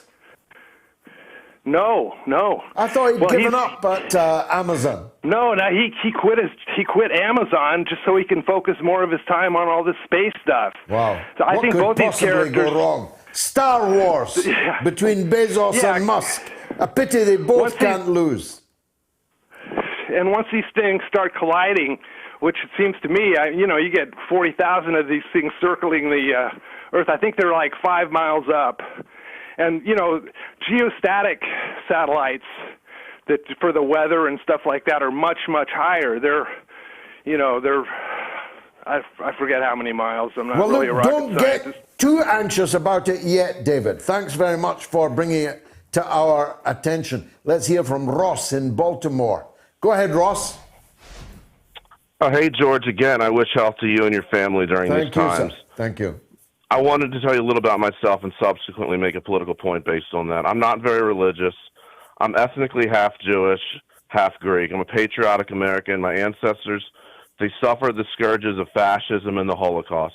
My Jewish side faced anti-Semitism, and my Greek side faced the German invasion and its brutality. I like to think I'm a bit more sensitive to the phenomena of fascism and anti-Semitism than most who lean in the left populist direction, which I fashion myself. On that basis, I want to condemn the insidious weaponization of the legitimate fears of fascism and anti-Semitism that modern liberals and synthetic leftists use to attack populists. For example, a San Francisco News column attacked Bernie Sanders for having white privilege, the British Labour right, delegitimizing Jeremy Corbyn and even Brexit, and now a whole host of leftist YouTubers being demonetized and being accused of heresy and fascism for the banal thought crimes of engaging and trying to understand populist right-wingers. And the tactics are going to be used against Congresswoman Marjorie Taylor Greene, who, make no mistake, I find her reprehensible. But I don't support canceling her or radical members of Congress because these cancel culture tactics work both ways and are a mockery of the genuine and very real anti-fascist struggle that you know about that our ancestors faced. We're seeing the basis for the new wave of censorship. And George, as a proud American of my stated heritage, I condemn the synthetic left for these tactics, for weaponizing the very real memory of fascism and using that to attack all who stand in their way, left and right. Let's support free speech for those, even though we vitriolically may disagree with them, because if no one stands for those who we disagree with, their rights, big tech censorship is coming for all of us, George. Best call of the night, Ross. Couldn't put it better or more powerfully than that. Thanks for making it. Richard is in London on a similar subject. Go ahead, Richard. Hi, George. I'm phoning about the GB News point that you made. Yes. The objection about the book issue about GB News. I don't know if I agree with the objection, but I'm not sure it's in the interests of working class people in the UK to have an equivalent of Fox News in the UK. But how do you know it's going to be the equivalent of Fox News, Richard? And even if it was, why would you need to watch it? Well, we wouldn't need to watch it, but it's not necessarily in the interest of working class people. Well, there are lots of things. I don't know, a comeback by wet isn't in the interest of working class people. That's not a reason for banning it. Well, I know that, but there's so many views across the mainstream media from the right. So why do we need another? Well, let's go back to first principles. But I'm going to challenge you on the point about Fox News. But first principles are this. Anybody that's able to put together the money for it, even me, is entitled to have their point of view known on their own channel, aren't they? Yes, that's true, but where are the equivalent views of the left? Well, why doesn't the left get its act together? I did. Look at me, I'm here. I've been here all these years. The left is lousy. Listen, Richard, the left is lousy at broadcasting and frankly at writing, and nobody wants to listen to them or read their stuff. Shouldn't we have a moment's introspection about that? I mean, you're right, the left needs to get better at that, but having a sort of Fox News in the UK to espouse views of the right isn't really going to help. Well, let's move on to that point, Richard. What basis have you got for saying that it's going to be Fox News? Well, I mean, that's the impression I got. We know Andrew Neil's politics. Well, do we? The last time I saw him on TV, I don't know that you do know his politics, but the last time I saw him on TV, he was pulverizing the health secretary. The last time I saw him on BBC, Boris Johnson was running away from him, literally running away from him. But, I mean, when Andrew Neil interviewed Corbyn during the election, there was a particular zeal that he had. I mean, Andrew Neil, I believe, was a friend of Thatcher, to be honest. I mean, would you think he had the same zeal for, questioning Johnson as he did for Corbyn? Yes, I do. Yes, and every right-wing conservative leader that Andrew Neil has interviewed, he has interviewed them not with zealous, but with pulverizing ferocity. Let me put it to you this way, and I know Andrew Neil better than you. Andrew Neil hates us all equally. He hates Corbyn, he hates Johnson, and he will ask questions of Corbyn exactly as vehemently as he would ask them of Johnson. The difference is Corbyn showed up to get pulverized, Boris Johnson didn't. You may say Boris Johnson showed more sense. But there was a particular vehemence by which he took apart Corbyn economically. Well, maybe Corbyn wasn't very good economically, Richard. Maybe Corbyn wasn't very good at getting interviewed. I've been interviewed by Andrew Neil many times. He never took me apart. Well, I guess maybe you weren't the leader of the opposition, mind you. But look back at his interviews with me. He was just as nasty to me as he was to Jeremy Corbyn, but I was better at arguing back than Jeremy Corbyn was. But leave these two things aside.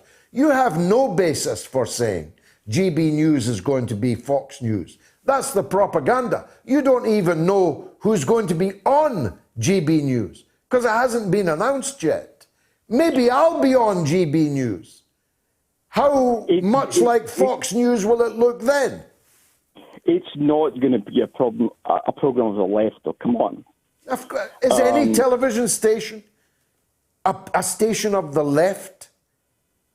The question the question is, will Andrew Neil pulverize Tory politicians more than the BBC does, more than Peston on ITV does? The answer to that is undoubtedly yes. Well, that wouldn't be difficult, mind you, but whether you have the it wouldn't be difficult. Well, you don't want to shut down ITV, do you?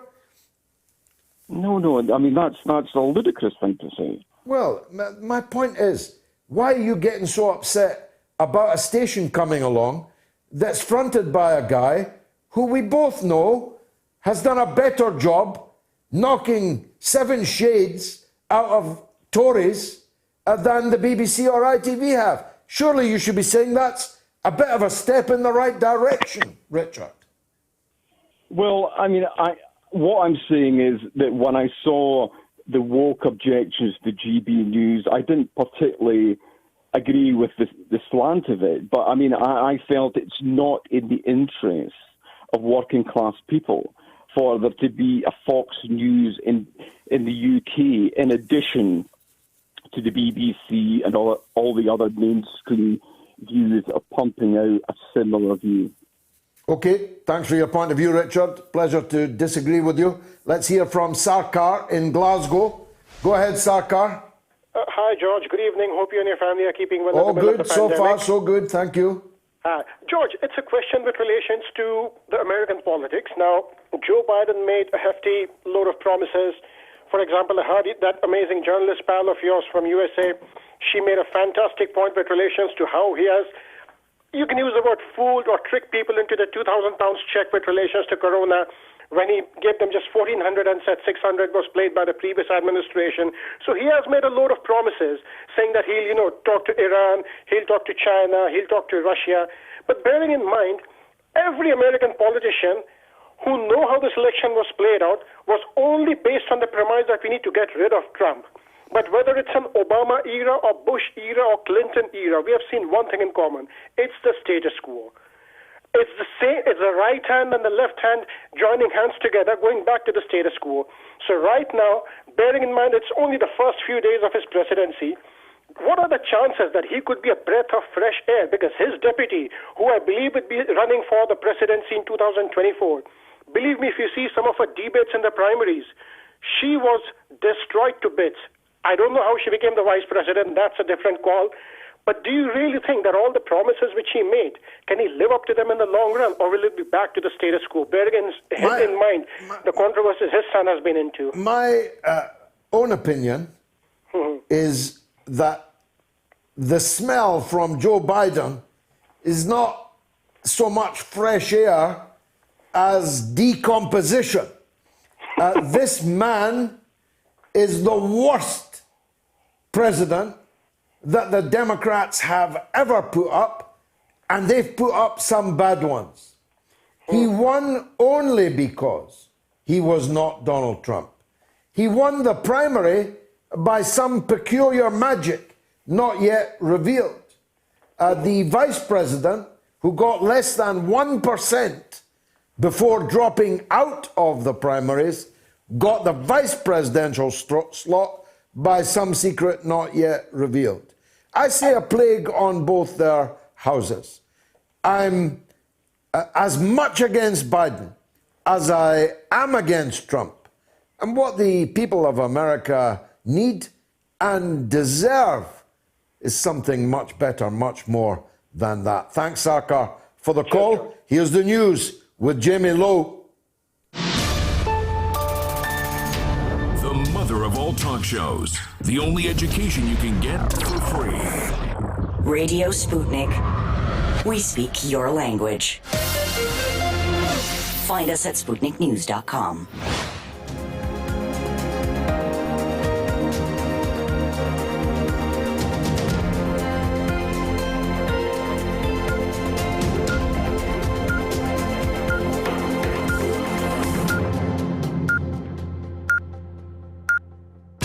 Radio Sputnik News. Myanmar has seen its largest protests in more than a decade as tens of thousands of people rallied against the military coup and demanded the release of elected leader Aung San Suu Kyi. The crowds chanted, "We don't want military dictatorship, we want democracy." In the main city, Yangon, rallies were also held in more than a dozen other cities. Internet access has now been restored after a day-long blackout. The army has not yet commented on the growing opposition to Monday's coup. The military seized power after claiming without evidence that the November election was fraudulent. The rulers declared a year-long state of emergency. Suu Kyi and senior leaders of her National League for Democracy party, including President Win Myint, have been put under house arrest. Labour's Shadow Attorney General has apologised for previously describing the COVID-19 pandemic as a gift that keeps on giving for lawyers. Lord Falconer made the comments last June during an online event hosted by a legal firm in which he is a partner. The Labour peer said he had been referring to legal questions arising from frequent changes to the law, but I very much regret my choice of words, he added. He made the remarks during an online seminar hosted by law firm Gibson Dunn about the law changes during the pandemic. Falconer served as Justice Secretary under former Labour Prime Minister Tony Blair. In his introduction to the seminar, he is quoted saying, "This is a gift that keeps on giving. The law keeps changing, keeps on getting more complicated, and it's always interesting." Oxford AstraZeneca's COVID-19 vaccine offers minimal protection against mild disease from the South Africa variant, scientists say early trials suggest. A new study, not yet peer-reviewed, involved about 2,000 people who were on average 31 years old. But Professor Sarah Gilbert, Oxford lead vaccine developer, said vaccines should still protect against severe disease. She said developers were likely to have a modified Oxford jab by the autumn to combat the South Africa variant. More than 100 cases of the variant have been found in the UK. Meanwhile, Vaccine Minister Nadeem Zahawi said that a booster in the autumn and annual vaccines could be required to combat variants. Zahawi said that at one point on Saturday, the UK was administering COVID-19 jabs at a rate of almost 1,000 per minute. He added that he was confident that everyone over 50 would be offered a jab before May. Latest figures show more than 11.4 million people in the UK have received the first dose of a coronavirus vaccine. A Northern Ireland MP has been accused of race baiting after describing the number of black people on an edition of Songs of Praise as the BBC at its BLM worst. A number of anti-racism and ethnic minority organisations have called on Gregory Campbell to apologise. The Democratic Unionist Party MP made his comments in a Facebook post on the 31st of January. He was referring to the Gospel Singer of the Year competition. The 5 semi-finalists, judges and presenter of the programme were all black. In the post, the East Londonderry MP wrote, there were 5 singers, all of them black. There were 3 judges, all of them black, and 1 presenter who was incidentally, yes, black. Heavy snow that could bring significant disruption has hit the east and southeast of England. The Met Office said it was bitterly cold due to strong easterly winds and that there was also snow showers elsewhere in the UK. An amber warning, meaning travel disruption and power cuts are likely, is in force until Monday morning, and a less severe yellow warnings have been issued for much of England, Scotland and Northern Ireland. Dozens of people are missing and feared dead after a glacier crashed into a dam and triggered a huge flood in northern India. The broken dam prompted a deluge of water to pour through a valley in the state of Uttarakhand. Villages have been evacuated, but officials warned as many as 150 people may have been victims of the flooding. Video shared on social media showed the floodwater streaming through the area and causing widespread damage. Sanjay Singh Rana, who lives near the Dawli Ganga River, told the Reuters news agency that it came very fast. There was no time to alert anyone. At least 3 bodies have been found and 150 people are registered as missing, a police spokesman said. And finally, a 70-year-old grandfather from Oldham has become the oldest person to row unassisted across the Atlantic Ocean, raising more than £640,000 for a dementia charity. Frank Rothwell began his 3,000-mile challenge at Canary Island of La Gomera on the 12th of December and crossed the finish line in Antigua in the Caribbean yesterday, reuniting with Judith, his wife of 50 years. He said crossing the finish line was completely euphoric as he raised over £640,000 for Alzheimer's Research UK in tribute to his brother-in-law Roger, who died with the disease aged 62. Rothwell said it felt quite emotional approaching the finish. It took 6 long weeks to row the Atlantic, but the challenge itself has taken over 18 months of training and preparation, and he's so very proud of what he's achieved and the unbelievable journey he's been on. The adventurer, who previously spent 5 weeks on a deserted island for a Bear Grylls TV programme, rowed in a boat nicknamed Never Too Old. And that's the latest here on Sputnik News. I'm Jamie Lowe.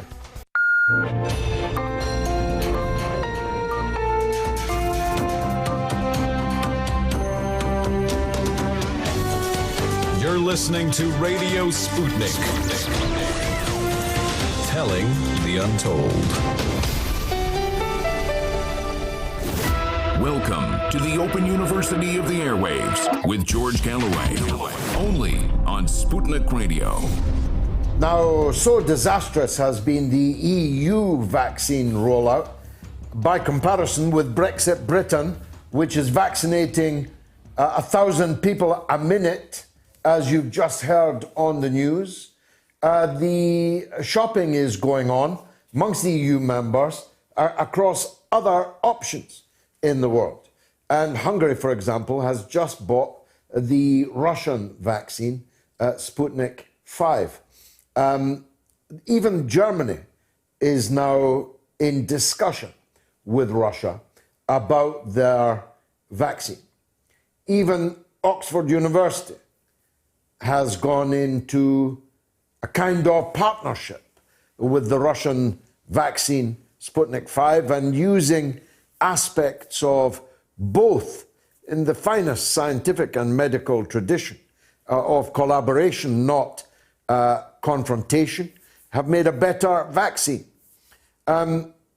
there's also the issue that the Oxford jab isn't too hot on the South African variant.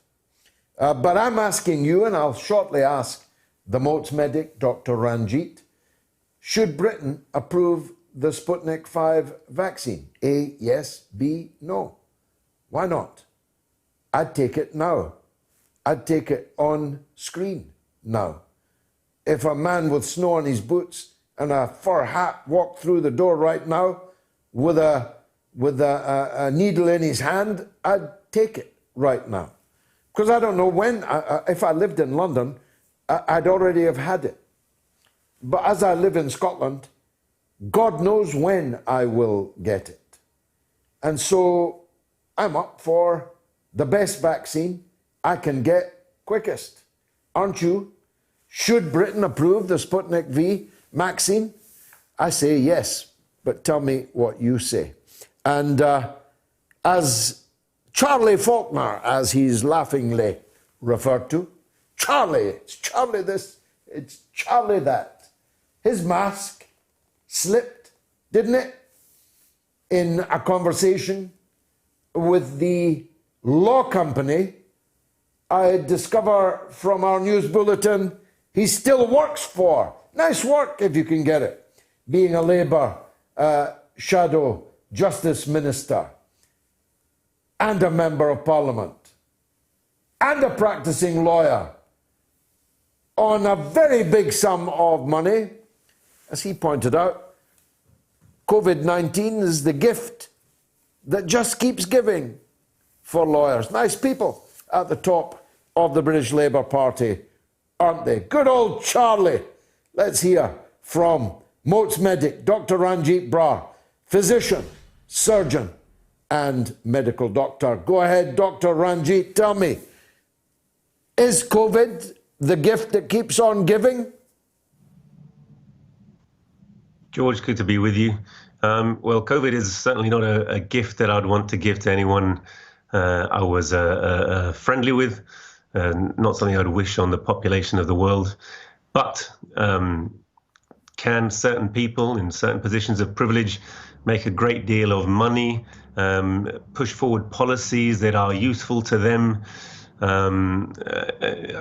Is there further concentration of wealth in the hands of ever fewer people due to the economic consequences of this global financial crisis, part of which has been caused by COVID? Then yes, in that sense, it's a gift that keeps on giving to a select few, but I'm afraid the vast masses of the world continue to pay. We've seen now 106.6 million cases around the world, 2.3 million deaths, and in the UK now, definitely getting on for 115,000 deaths, 115,000 deaths of COVID-proven individuals. And even this week, as we see the cases are falling and people are very optimistic about the fact that the lockdown has had an effect. So cases down to 134,000 this week.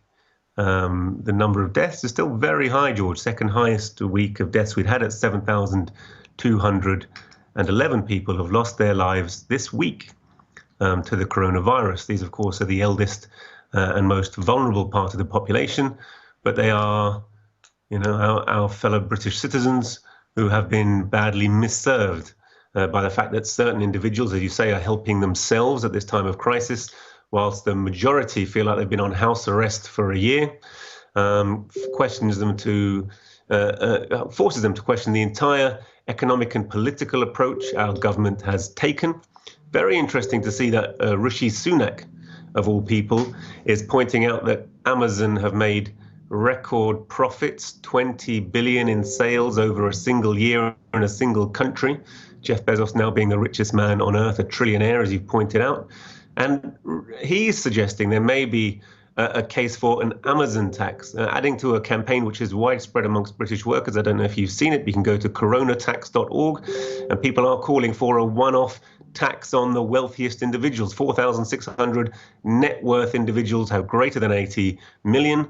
Why couldn't they give a small percentage, 5% of their net wealth would go a massive way to alleviating the short-term immediate problems of the poorest people who've been suffering most in our country from the effects of lockdown. But this virus, as you say, George, really not over and has a long way to run. Well, the gallant Captain Tom Moore, God rest his soul, passed away this week. He was forced to, on his Zimmer, walk around his garden, and with the public supporting him, to raise just 33 million, a totally phenomenal sum for any person, but for a centenarian, of course, out of this world. But Jeff Bezos has become so rich that even the multi-millionaire Chancellor of the Exchequer in a Conservative government is backing the petition that you and I both signed for this corona tax. We called it a corona tax, an Amazon tax. What's in a name? This is remarkable, isn't it? The Conservative government has consistently out-lefted the Labour opposition. And on this, they have done so again. It is remarkable, George, that there's so little in the way of opposition. Labour are so keen to distance themselves from the faintest of accusation that they might be a socialist or in favour of the workers in some way, or want to penalise business or the market in some way. They're so keen to really grasp the Blairite, Thatcherite principles that they can never really take from fully from the Conservatives. But the Conservatives have another goal in mind, and the billionaires themselves have said during this pandemic, as Barack Obama said at the time of the financial crisis in 2008, and we've all been suffering as a result of the huge amounts that were given to banks and the wealthiest, the corporate elite, if you like, at that time in bailouts, and the austerity that has been driven home to the workers of all countries as a result. He said that I'm all that stands between you and the pitchforks. He said that to a conference of bankers and Wall Street financiers. And I think, our Conservative government are aware that they're presiding over a period of incredible hardship for a large section of the workers of our country. It was already entering into this pandemic the case that the richest 1% in our country have more than the lowest, poorest 80% in our country. So there's an incredible disparity of wealth, which is being made worse by the current economic crisis and the coronavirus. And they're very well aware of the destabilizing effects that have, the level of anger and discontent. And yes, right now people are isolating. They're following the public health advice, despite the inconvenience wherever they can. But of course, we know that the very poorest who are on frontline jobs are unable to follow it precisely because of their economic situation. And the government's response to them is not huge handouts, as it has been to the wealthiest. It is increasingly punitive. So I think they're aware of that, and therefore they are floating this policy. But, the question of what they do with the money that they raise will also be key. Throughout this pandemic, they have pushed the slogan, protect the NHS, and yet they are forcing home measures everywhere, which lead to further privatisation and further enrichment of their, not only their friends, but business class in general, and further impoverishment of the working people. If they were able to say, we will halve class sizes, we will double the number of schools, therefore, double the number of teachers, increase provision, increase jobs for working people. If there were actually a social program coming out of this redistribution that might change the quality of workers' lives going forward, that would also be something that we would need to see. But it was a great step forward to even float the idea, and remarkable that the Labour Party feel unable to put their voice to that policy. Yeah, I mean, it's a funny old world. There might be a reckoning one day. Here's a call for you, Doctor, from Alison in the Scottish Borders. Go ahead, Alison. Hello, Dr. Brar. I've been worried about the vaccinations, and I've looked into quite a lot of, obviously, YouTube, which some people say don't learn anything from them, but I've looked at a lot of other attitudes, and I heard whispers about the vaccine initially seeming to have no real ill effect to most people, but that after having had the new type of vaccine that they're using now for the first time, as far as I'm aware, that if the person then comes into contact with the wild virus at a later date in animal trials, it tended to be deadly. So I wondered what you thought about that. Thanks for that call. Doctor? Thanks, Alison, for your call. I don't know, you see, the particular evidence you're citing, and I haven't seen any papers to that effect. To me, the vaccine is the one thing that we've been doing right in our country, in as much as we have found a vaccine which has good efficacy and we are administering it to increasing percentage of the most vulnerable section of the population. And anyone who is vulnerable, I would absolutely say have the vaccine. I've had 2 doses of the Pfizer-BioNTech vaccine. It was very good news this week to find that the AstraZeneca vaccine has increasing efficacy over time, even with a single dose. So that if you look between 21 days and 90 days, its efficacy is in fact higher than if you look at an earlier date, even with 2 doses of the vaccine. So some evidence now to suggest that that was a sensible policy, which is a huge relief. That was of great concern to me. Even better news about the Sputnik vaccine, which published its phase 3 trial in the Lancet. I absolutely would. You mentioned your poll earlier, George. I would absolutely say we should approve it. I think the EU will approve it. 91% efficacy, Doctor. Almost 92% efficacy, George. So one of the most efficacious vaccines, of course, doesn't have the problem of being stored at a very, very low temperatures. It will be cheaper and is already being made available to very many countries in millions of doses around the world. So that was fantastic news. Haven't yet had the final news of its efficacy around the South African strain. There are concerns about the AstraZeneca vaccine, which has only just recently had its license withdrawn for the South African strain in South Africa itself. So that was just announced today. So there will be ongoing questions of monitoring whether the vaccines need modification. But at the moment, what we can definitely say is that the vaccines have been overwhelmingly safe, very safe. Now given to tens of millions of people around the globe, and no serious cases of vaccine-related illness and death have been reported to my knowledge, and they are being monitored very carefully, and it wouldn't be possible to hide that information. And what we can say is that all of the vaccines, even those that are relatively less efficacious, have shown to be very effective against severe illness and death, which of course are the things that we're most concerned about. If we can take a vaccine and distribute it widely, and then once again, we're actually talking about the effects of coronavirus being much more like a cold, essentially we'll be able to get back to normal. So I am optimistic that despite currently we're still in the midst of the heat of this third wave, the third lockdown, that perhaps within a month we can really see the effects of the vaccine kicking in. Also good news, of course, the AstraZeneca trial showed that there was indeed an effect, as we thought there must surely be, on transmission of the virus. So lots of good news from vaccine. I agree with all of that for what my opinion is worth. Alison, I'm also in the Scottish borders. I'm still waiting. I'm much, much older than you, of course. I'm still waiting for mine. Have you been offered your vaccine?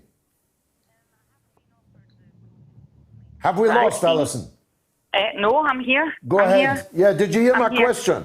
Yes, it is. Yes, I've not been offered the COVID-19 vaccine. I have had several calls, though, prompting me to go in for the annual normal flu jab. Now, I'm not a lover of vaccinations of any kind. My son was never vaccinated for anything.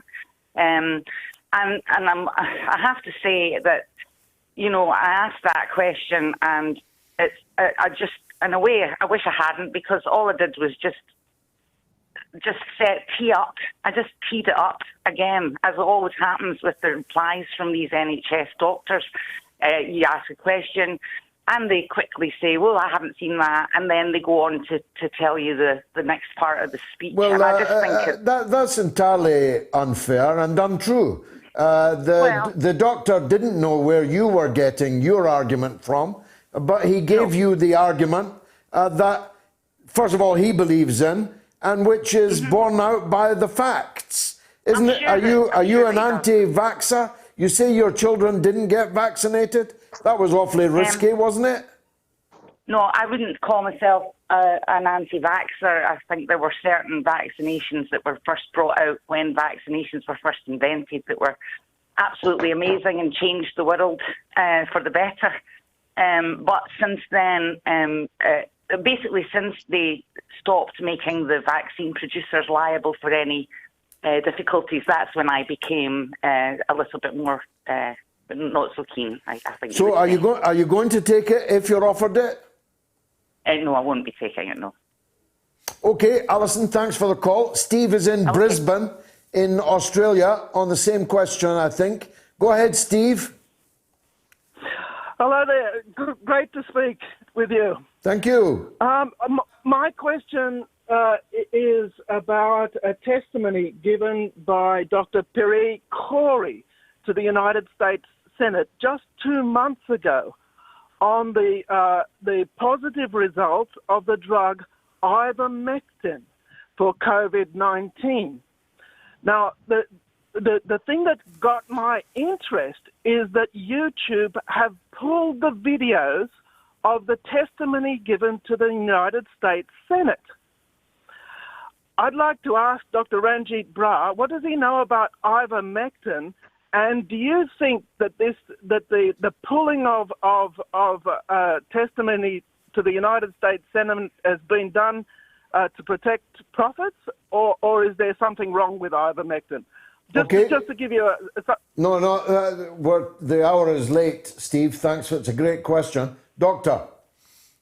I don't want to take too much of your time, George. I can't claim to be an expert on everything that's happened in the US Senate, and I haven't seen the testimony, and I can't give you the reasons why it would have been withdrawn. I can tell you what I think about ivermectin. It's an anti-parasitic drug, which has been shown in vitro, so in test tube, if you like, at quite high doses to have an antiviral effect, and therefore was put forward as a putative antiviral agent, but as a therapeutic. Now, the trouble with therapeutics in general is, as opposed to a vaccination, which I think is a far better solution to the current pandemic problem, is that it's something like Trump's advocacy of hydrochloroquine, that is something you would have to take constantly and relentlessly, either if you got the virus, or worse, perhaps, if you haven't got the virus, but you're worried about catching it if you still think you're at risk. So you have to take it quite large doses over a long period of time. And to achieve these necessary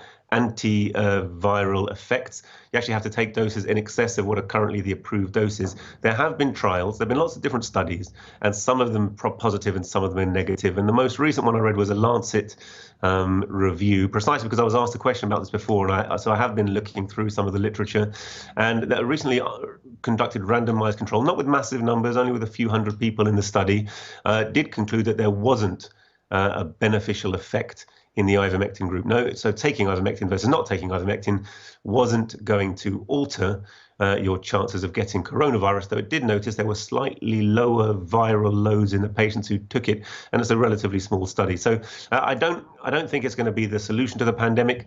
From what I can see, it's not like a magic bullet, and its efficacy to me is unproven, and I would say it's not proven. There's a lot. I think that, the trouble with all of these things, and I think to an extent to Alison's call as well, is that people are very suspicious when business interests get mixed up in medical interests. But people therefore have essentially conflicts of interests, those conducting the trial, those interpreting the trial, health policy experts, governments are all having an array of interests that are conflicting. And we as the public are left holding the pieces and wondering what is the bit of evidence to believe, what can we believe and what can't we believe. I think we have to follow the science. We have to look at the trials. We have to interpret them. But of course, we need trusted spokesperson. We need governments that we think have our best interests at heart. And ultimately, it would be good to have a national provider of healthcare, medicines, technology that was a trusted national voice, and we didn't think had a conflict of interest and wasn't trying to make a buck. As you said as your opening, George, is coronavirus the gift that keeps on giving to people, to capital, to those in wealth who think that they can make money out of any situation? Then it is. And that is why those who are most disadvantaged by the coronavirus pandemic are having difficulty with a narrative, difficulty of knowing what to do and what to believe. Steve in Brisbane, thanks for the call. Simon in London. Go ahead, Simon. Hi, George. How you doing? Good, sir. Good. Go ahead. That's good. Well, there's two reasons why I think people are refusing the vaccine. Firstly, is on religious grounds, which are still haven't been answered. People won't be there's a lot of people in Bradford who won't be taking this antivirus due to religious grounds. And secondly, conspiracy theories aside, it is fact that governments have signed confidentiality agreements and immunity agreements with these companies from prosecution if something goes wrong. So how can people trust these companies and these viruses as a result of that? Doctor. Thanks for your call. So I would be really interested to know what the religious grounds are. I've not heard any religious grounds for not taking Simon's there on the line. Simon, what do you mean by religious grounds? Religious grounds, I mean, many Muslims, for example, have issues with regards to this vaccine. Certain things. Tell me what issues? What issues? Well, for example, pork, issues with regards to certain animals being in there, which what does pork have to do with this vaccine? I assure you there ain't no pork in any of these vaccines. You're kind of, again, you're clouding the issue here. There's the religious... I'm not clouding the issue. You said pork. Of course you said pork. There's I no used an pork. Example. There could be other things as well in there, Well, which you we don't know said about. pork, not me. I used you. that as the example. So again, you're being pedantic here about something pork. very. Did you or did you not? I used that as an example, but there's many no other things that I could have said. In the vaccine. No, but Simon, there's other things which Simon, are probably. are you yourself a Muslim? It doesn't matter whether I am or not. That's because you are purporting. No, it does. It's justified for people to ask that. Be quiet for a moment, please. No, I won't. It's well, justified you will, because I'll turn your whether... volume down. You claimed to speak for Muslim people in Bradford having a religious problem with the vaccine, and when pressed, claimed it was to do with pork. Now, you have no right to speak for the people of Bradford. Yes, I do. Or for Muslims. What do you mean, yes, you do? Yes, I've got a right to speak for religious communities. If the religious communities do you have a right to speak for Muslims? Consume certain. Hold on. If religious communities are forbidden to consume certain products, as I said, I've got a right to bring that up, and indeed they've got a right to bring that up, and they've got a right to know, like everyone's got a right to know. But there is no pork in the vaccine. What else is there in the vaccine that could be, as I said, nothing that is religiously precluded. This is dangerous. Careless talk costs lives. This is unadulterated balderdash that you're talking. You're not a Muslim, but you're purporting to speak on their behalf.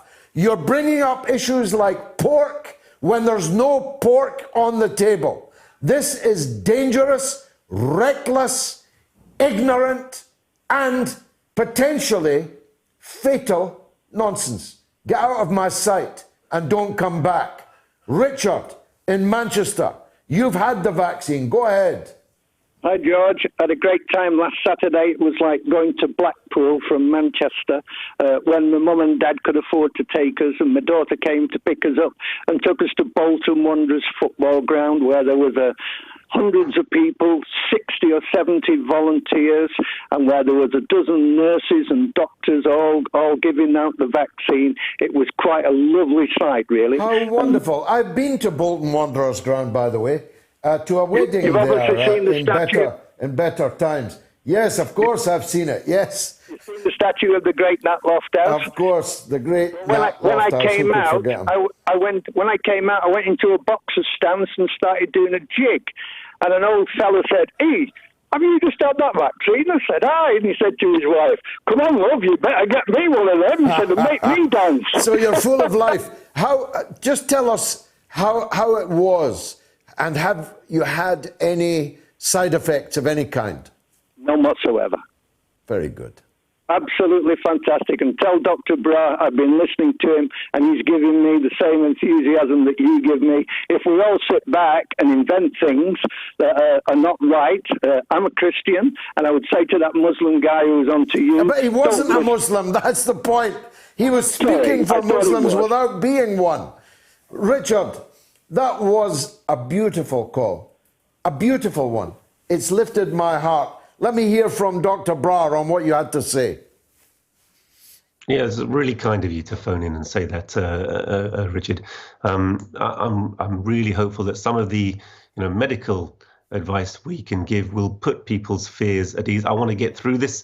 What we've touched on throughout this period has not just been the medical issues, but of course all the social and political issues, and we have a lot to say about that. But it's unquestionably the case that if we follow the science, and really damaging to hear someone say or try and insert real pure demagoguery, to hear that kind of incitement of certain sections of the community not to do something which is very much in their interests. Whether people are in Iran, they're taking vaccine, whether people in Saudi or UAE, they're taking the vaccine. In the southern Muslim states, former republics of the Soviet Union, they're taking the vaccine. In Christian nations, so all around the world, where humanity is faced with a common problem. And using the technology that we have at our disposal, it is possible to get through it. We're concerned about inequality. Those are the things which are really preventing us from mounting a fantastic response to this, of subjecting this problem, like others, to human reason and getting through them. And I think once we can address those issues, when we can really harness the talent of humanity, when we can really get rid of that inequality and grinding poverty that's dragging communities and nations down, we'll be in an excellent position, really, not to be dogged by this and so many other problems. But it's great that you've found some of this useful. So thank you so much for calling in. God bless you, Richard, and your family too, and stay safe, mate. Here's Hussein in Cyprus. Go ahead, Hussein. Hello, good evening, George. Good evening, Dr. Brar. And to you, sir. Quick question for Dr. Brar. Now, the past two coronaviruses that plagued the world, as it were, SARS and MERS. Now, SARS had a fatality rate of around 12%, if I'm not mistaken, and MERS had a fatality rate of around 30%. Now, this one we're up against right now, somewhere between 1 and 2, they're saying. Based on the number of people that are tested. Now, playing the devil's advocate here, what if a new coronavirus, as deadly as the other two, were to infect a person that's carrying the present coronavirus? Now, the infectiousness of this one, combined with the deadliness of the other ones, will that create a problem for us? Sounds like a problem to me. Doctor, briefly. Thanks for your call. No, in summary. So it's not really to see how deadly these viruses are being on a world scale. You have to look at their mortality rate of the virus, plus their infectiousness, how infectious they are, their R rate, and how much of the population is likely to get it. So the SARS, the initial SARS and initial MERS, proved not to be as great a world health problem, despite their incredible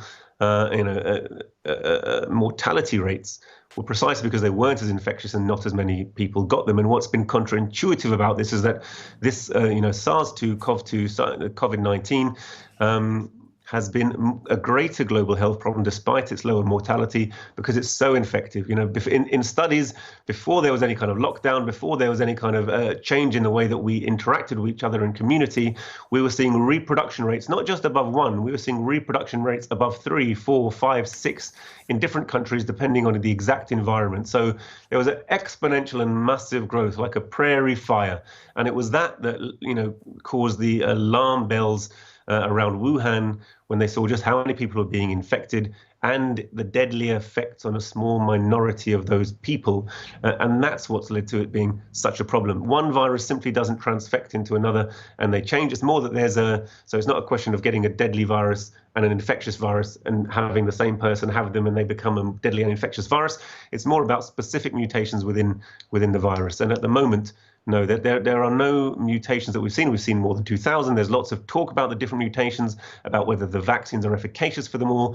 And so far, there's relatively good efficacy, apart from for the South Africa vaccine. Though even one of the new vaccines, the Novavax, we know does have efficacy, though not as great efficacy. So these will be problems we can solve. But it's none of them. None of the mutations has seen a massive increase in the mortality rate of SARS. It remains much the same problem, not to be ignored, not to be dismissed, but at the moment, no. It seems to have all of these mutations haven't increased the deadliness of the virus. Some of them have slightly increased its infectivity, and we worry about whether the vaccines will be fully efficacious against them. It seems the AstraZeneca is not against the South Africa vaccine, but others will be, and modifications can be made to address that problem if necessary. Hussein in Cyprus, thanks for the call. Mike is in South Carolina. Go ahead, Mike. Hey, George, how you doing? Never miss your show. Thank you, sir. Thank you. Go ahead. It's great to talk. Yeah, it's great to talk to you again. And Dr. Brar, I have the utmost respect for you and what you do every week with this show. Thank you. I'd like to address just real quick the point of economic inequality that you brought up before, and something that I find, really, really despicable. And I want to put it in perspective so that you can understand, what we're talking about in terms of the money and stuff. And that is, if you look at the Brexit deal that happened, and the UK owes like 40 billion pounds to the EU. Okay, that's something like $60 billion. Now, to put that in perspective, that is $60,000 million. Okay, that is an enormous sum of money. But here's the thing: there are plenty of people in the United States and the UK that could pay that sum out of their personal pocket and not be any worse for it. That's how bad the economic inequality situation is, and if we don't address that, we're absolutely backing up. Just think about that for a minute. It is totally stunning and brilliant how you put that, Mike. Thanks for that call. You're welcome. It has, Doctor, this crisis has thrown a lot of things in sharp relief, hasn't it? One of them is this inequality gap, which is so gargantuan. It's a Grand Canyon between one small group of exceedingly rich people and the mass of the others. And it's thrown into sharp relief the price we're now paying for all the rundown of the public services that we once thought we could depend on. There's been so many calls in for you tonight. Let me say to callers, we just simply can't fit them all in. We'll take more next week. So get in early next week if you want to talk to Ranjeet. Don't leave it to the last minute. Last word to you, Doctor. I think that's exactly right, George. I think humanity has the ability to control its destiny. But how can you be all you can be if you're living on $1 a day? And we know that half the world's population are living on $1 or $2 a day, and therefore condemned to a life of scratching for a living. It's incredible to think that really the richest 6 or 7 individuals have more wealth combined than half the planet's population. And yet, when there's an economic crisis, when the system threatens to tear itself apart, when Wall Street crashed as it did in Black Thursday, Black Friday we had halfway through last year, which conditioned our economic response, Trump, the US administration, spent an incredible $3 trillion.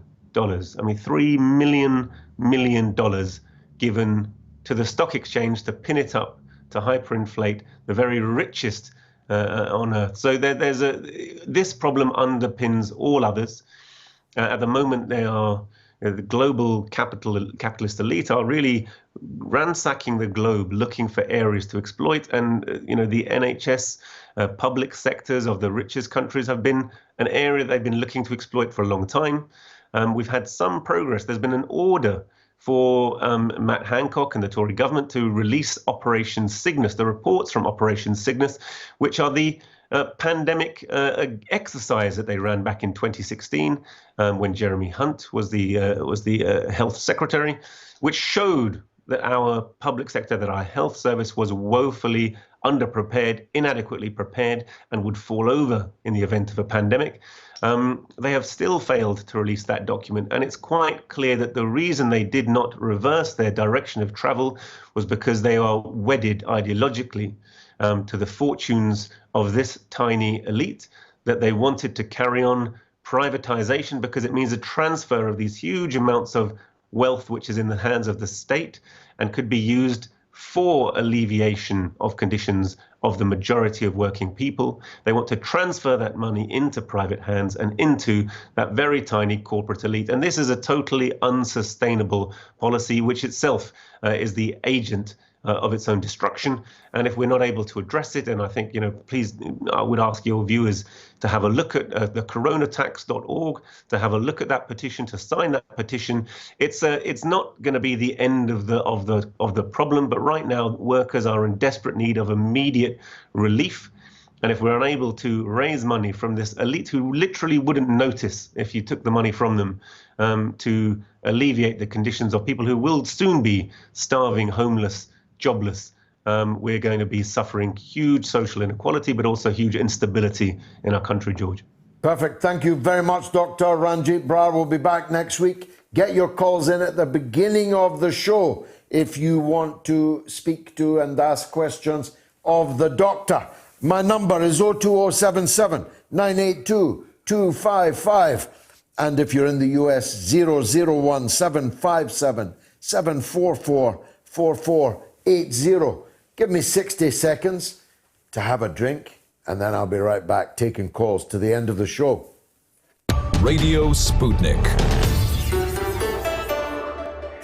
We are above all the latest developments, and we don't take any sides. Radio Sputnik, telling the untold. From the makers of Track and Trace comes the Boris Johnson sat-nav. Right, next right. No, left. I mean left. What? Yes, no, this left. Oh, crikey, you've missed it, bugger. Oh, bloody Tories. Or have you? Turn round. Or, in fact, don't turn around. Carry on, yes.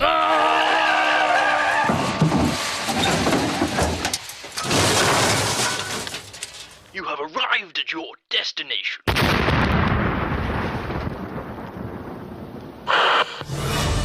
You're listening to Radio Sputnik.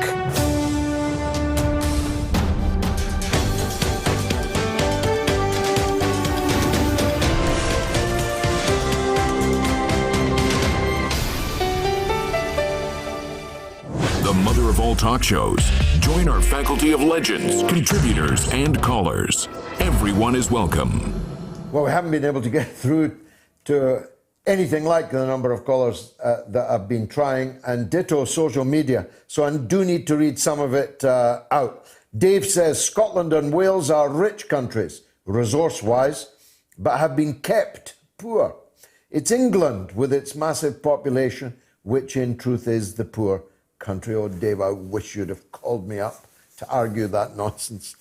Jonathan says Ireland is a republic, and it seems to fine not being part of the UK. And Ben says, could Scotland actually do better autonomously? Like I want California to secede, but I think we'd thrive if not burdened by the rest of the US. How very revealing of you, Ben. How utterly revealing of you. And Philip says, how any Labour or Tory supporter has the nerve to say the SNP are corrupt is beyond me. Why do you people not have the guts to call up instead of cowering behind one single name on social media? And Tom says, after independence, we could choose the government we want. Well, Tom, could you not have called me and argued that nonsense? Couldn't you? What's wrong with you, man? And Sarah says the Isles of Scotland want to be independent from mainland Scotland. Indeed they do. It's Orkney and Shetland's oil. Let's hear from Glenn in Doncaster about the BBC. Go ahead, Glenn. Hello. Hi, Joe. Oh, it's a pleasure to speak with you as always. I'm not actually in Doncaster. I'm still in Cumbria. Okay. But my surname is Doncaster. I'm so sorry. Glenn Doncaster right. In Cumbria. Go ahead. It's quite all right. Yes, I mean, well, that mix-up might have come from the fact that I did send a post into your Twitter off the back of the first poll of the evening, and okay. my Twitter has my surname on it. But yeah, thanks for having me on as always. Okay. I wanted to talk about the BBC and what an absolute, I would call it a shambles, but really that's an understatement, a disgrace a shameful broadcaster it's become. I mean, I'm a comedy fan, and I'm familiar with Leo's work. I've seen him at the Edinburgh Fringe a few times. I met him a few times as well. He's a really nice bloke. I was pleased to see him on. But as a comedy fan, I mean, I've boycotted the BBC for some years. For the last 2-3 years, I haven't been able to just stomach the kind of, liberal, Europhilic kind of lefty reformist propaganda they put out through the likes of Mock the Week and Have I Got News for You, and the kind of SNP fanaticizing or romanticizing propaganda they are often put out. It just incenses me. So I refuse to watch any comedy on the BBC. I'll occasionally watch reruns on other channels of non-political comedy shows they run, but I won't watch anything directly on them to give them the ratings, and I will not watch anything they have comedy they have political coverage on. And really, I've boycotted them online for some years equally because of not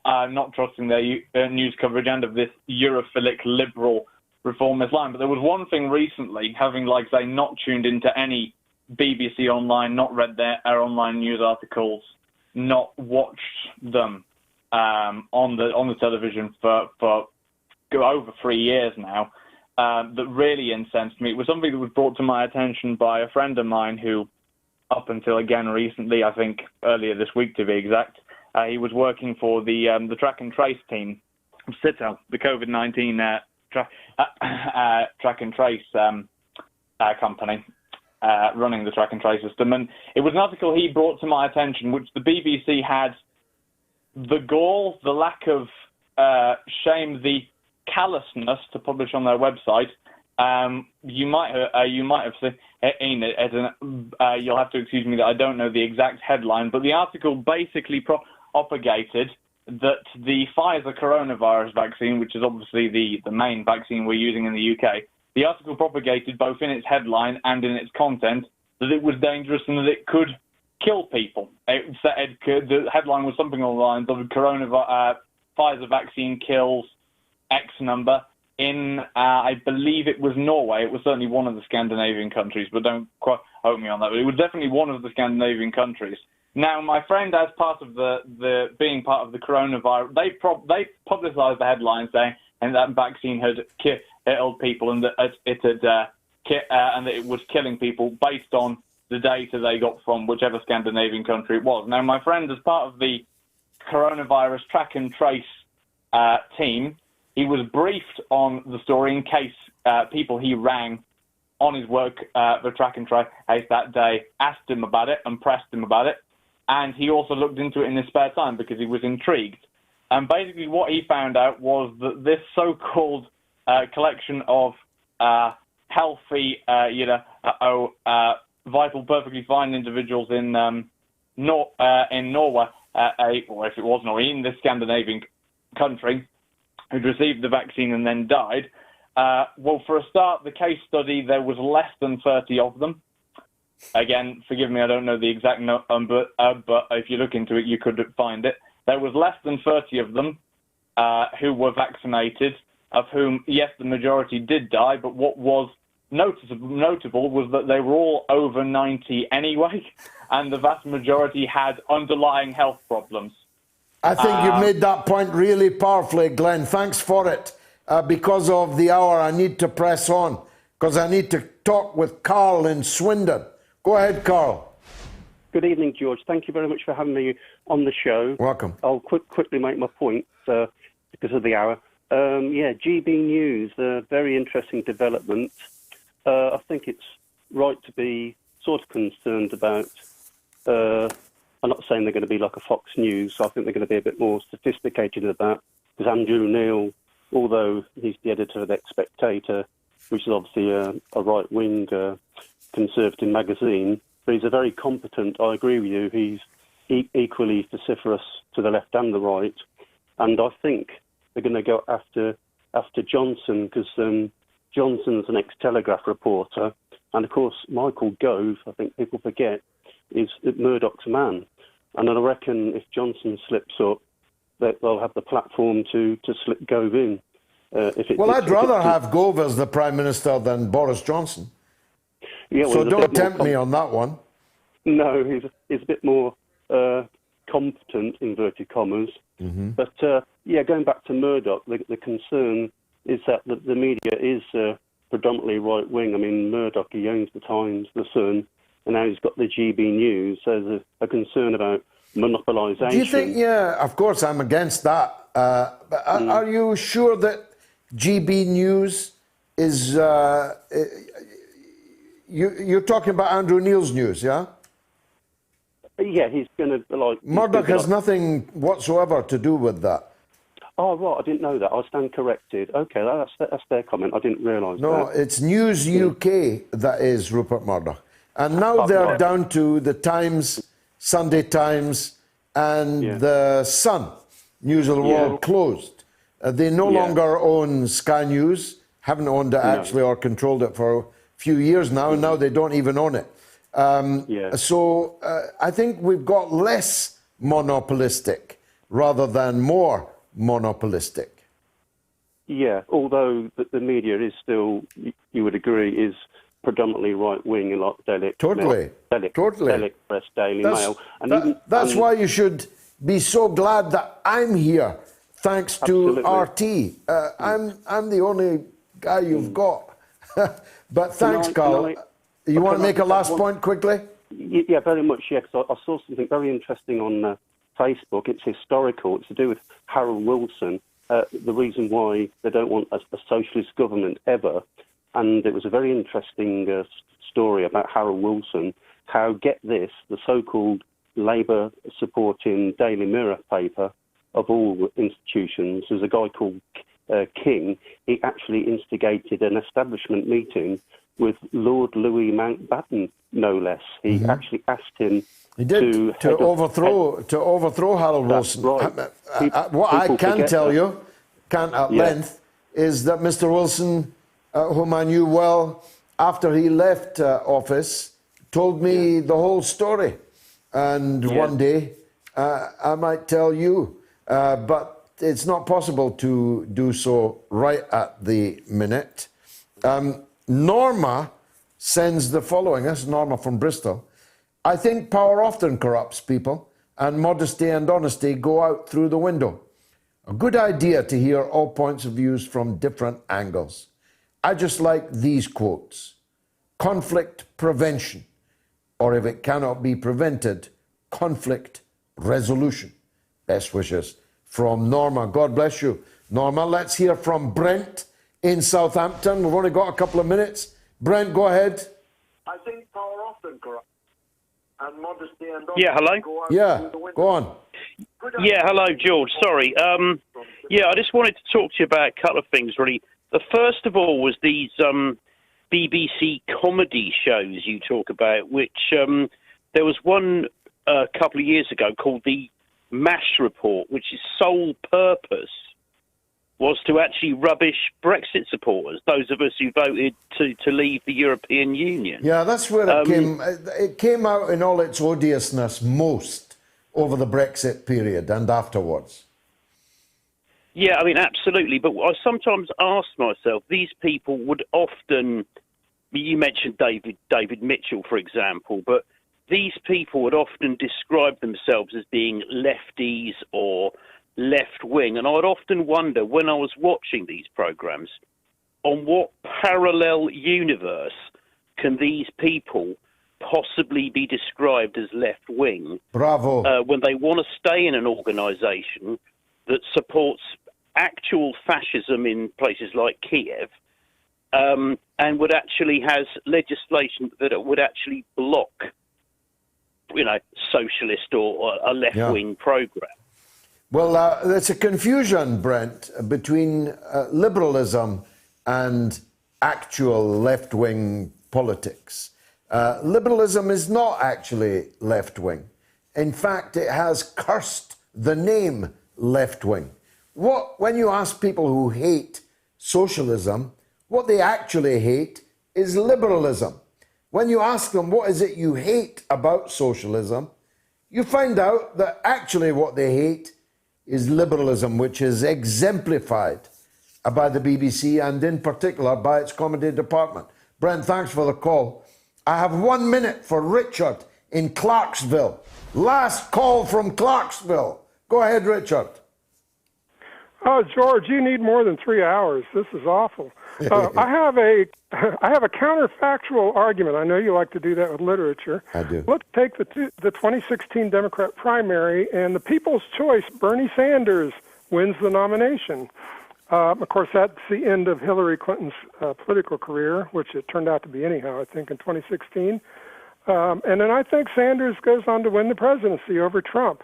And, of course, the history of Trump is doesn't happen. And now, remember, Hillary, one of the main reasons Trump could win, because Hillary had the highest negatives, way above Trump. And also, she was the only candidate, because of her husband and maybe herself, that could not bring up the Jeffrey Epstein case, which was well known then. Alas, alas, the signature tune has begun to chime. I'm sorry, Richard. I need 5 hours, not 3. I'm ready, if RT and Sputnik are. Thank you very much for watching and listening. God bless you all. See you next week.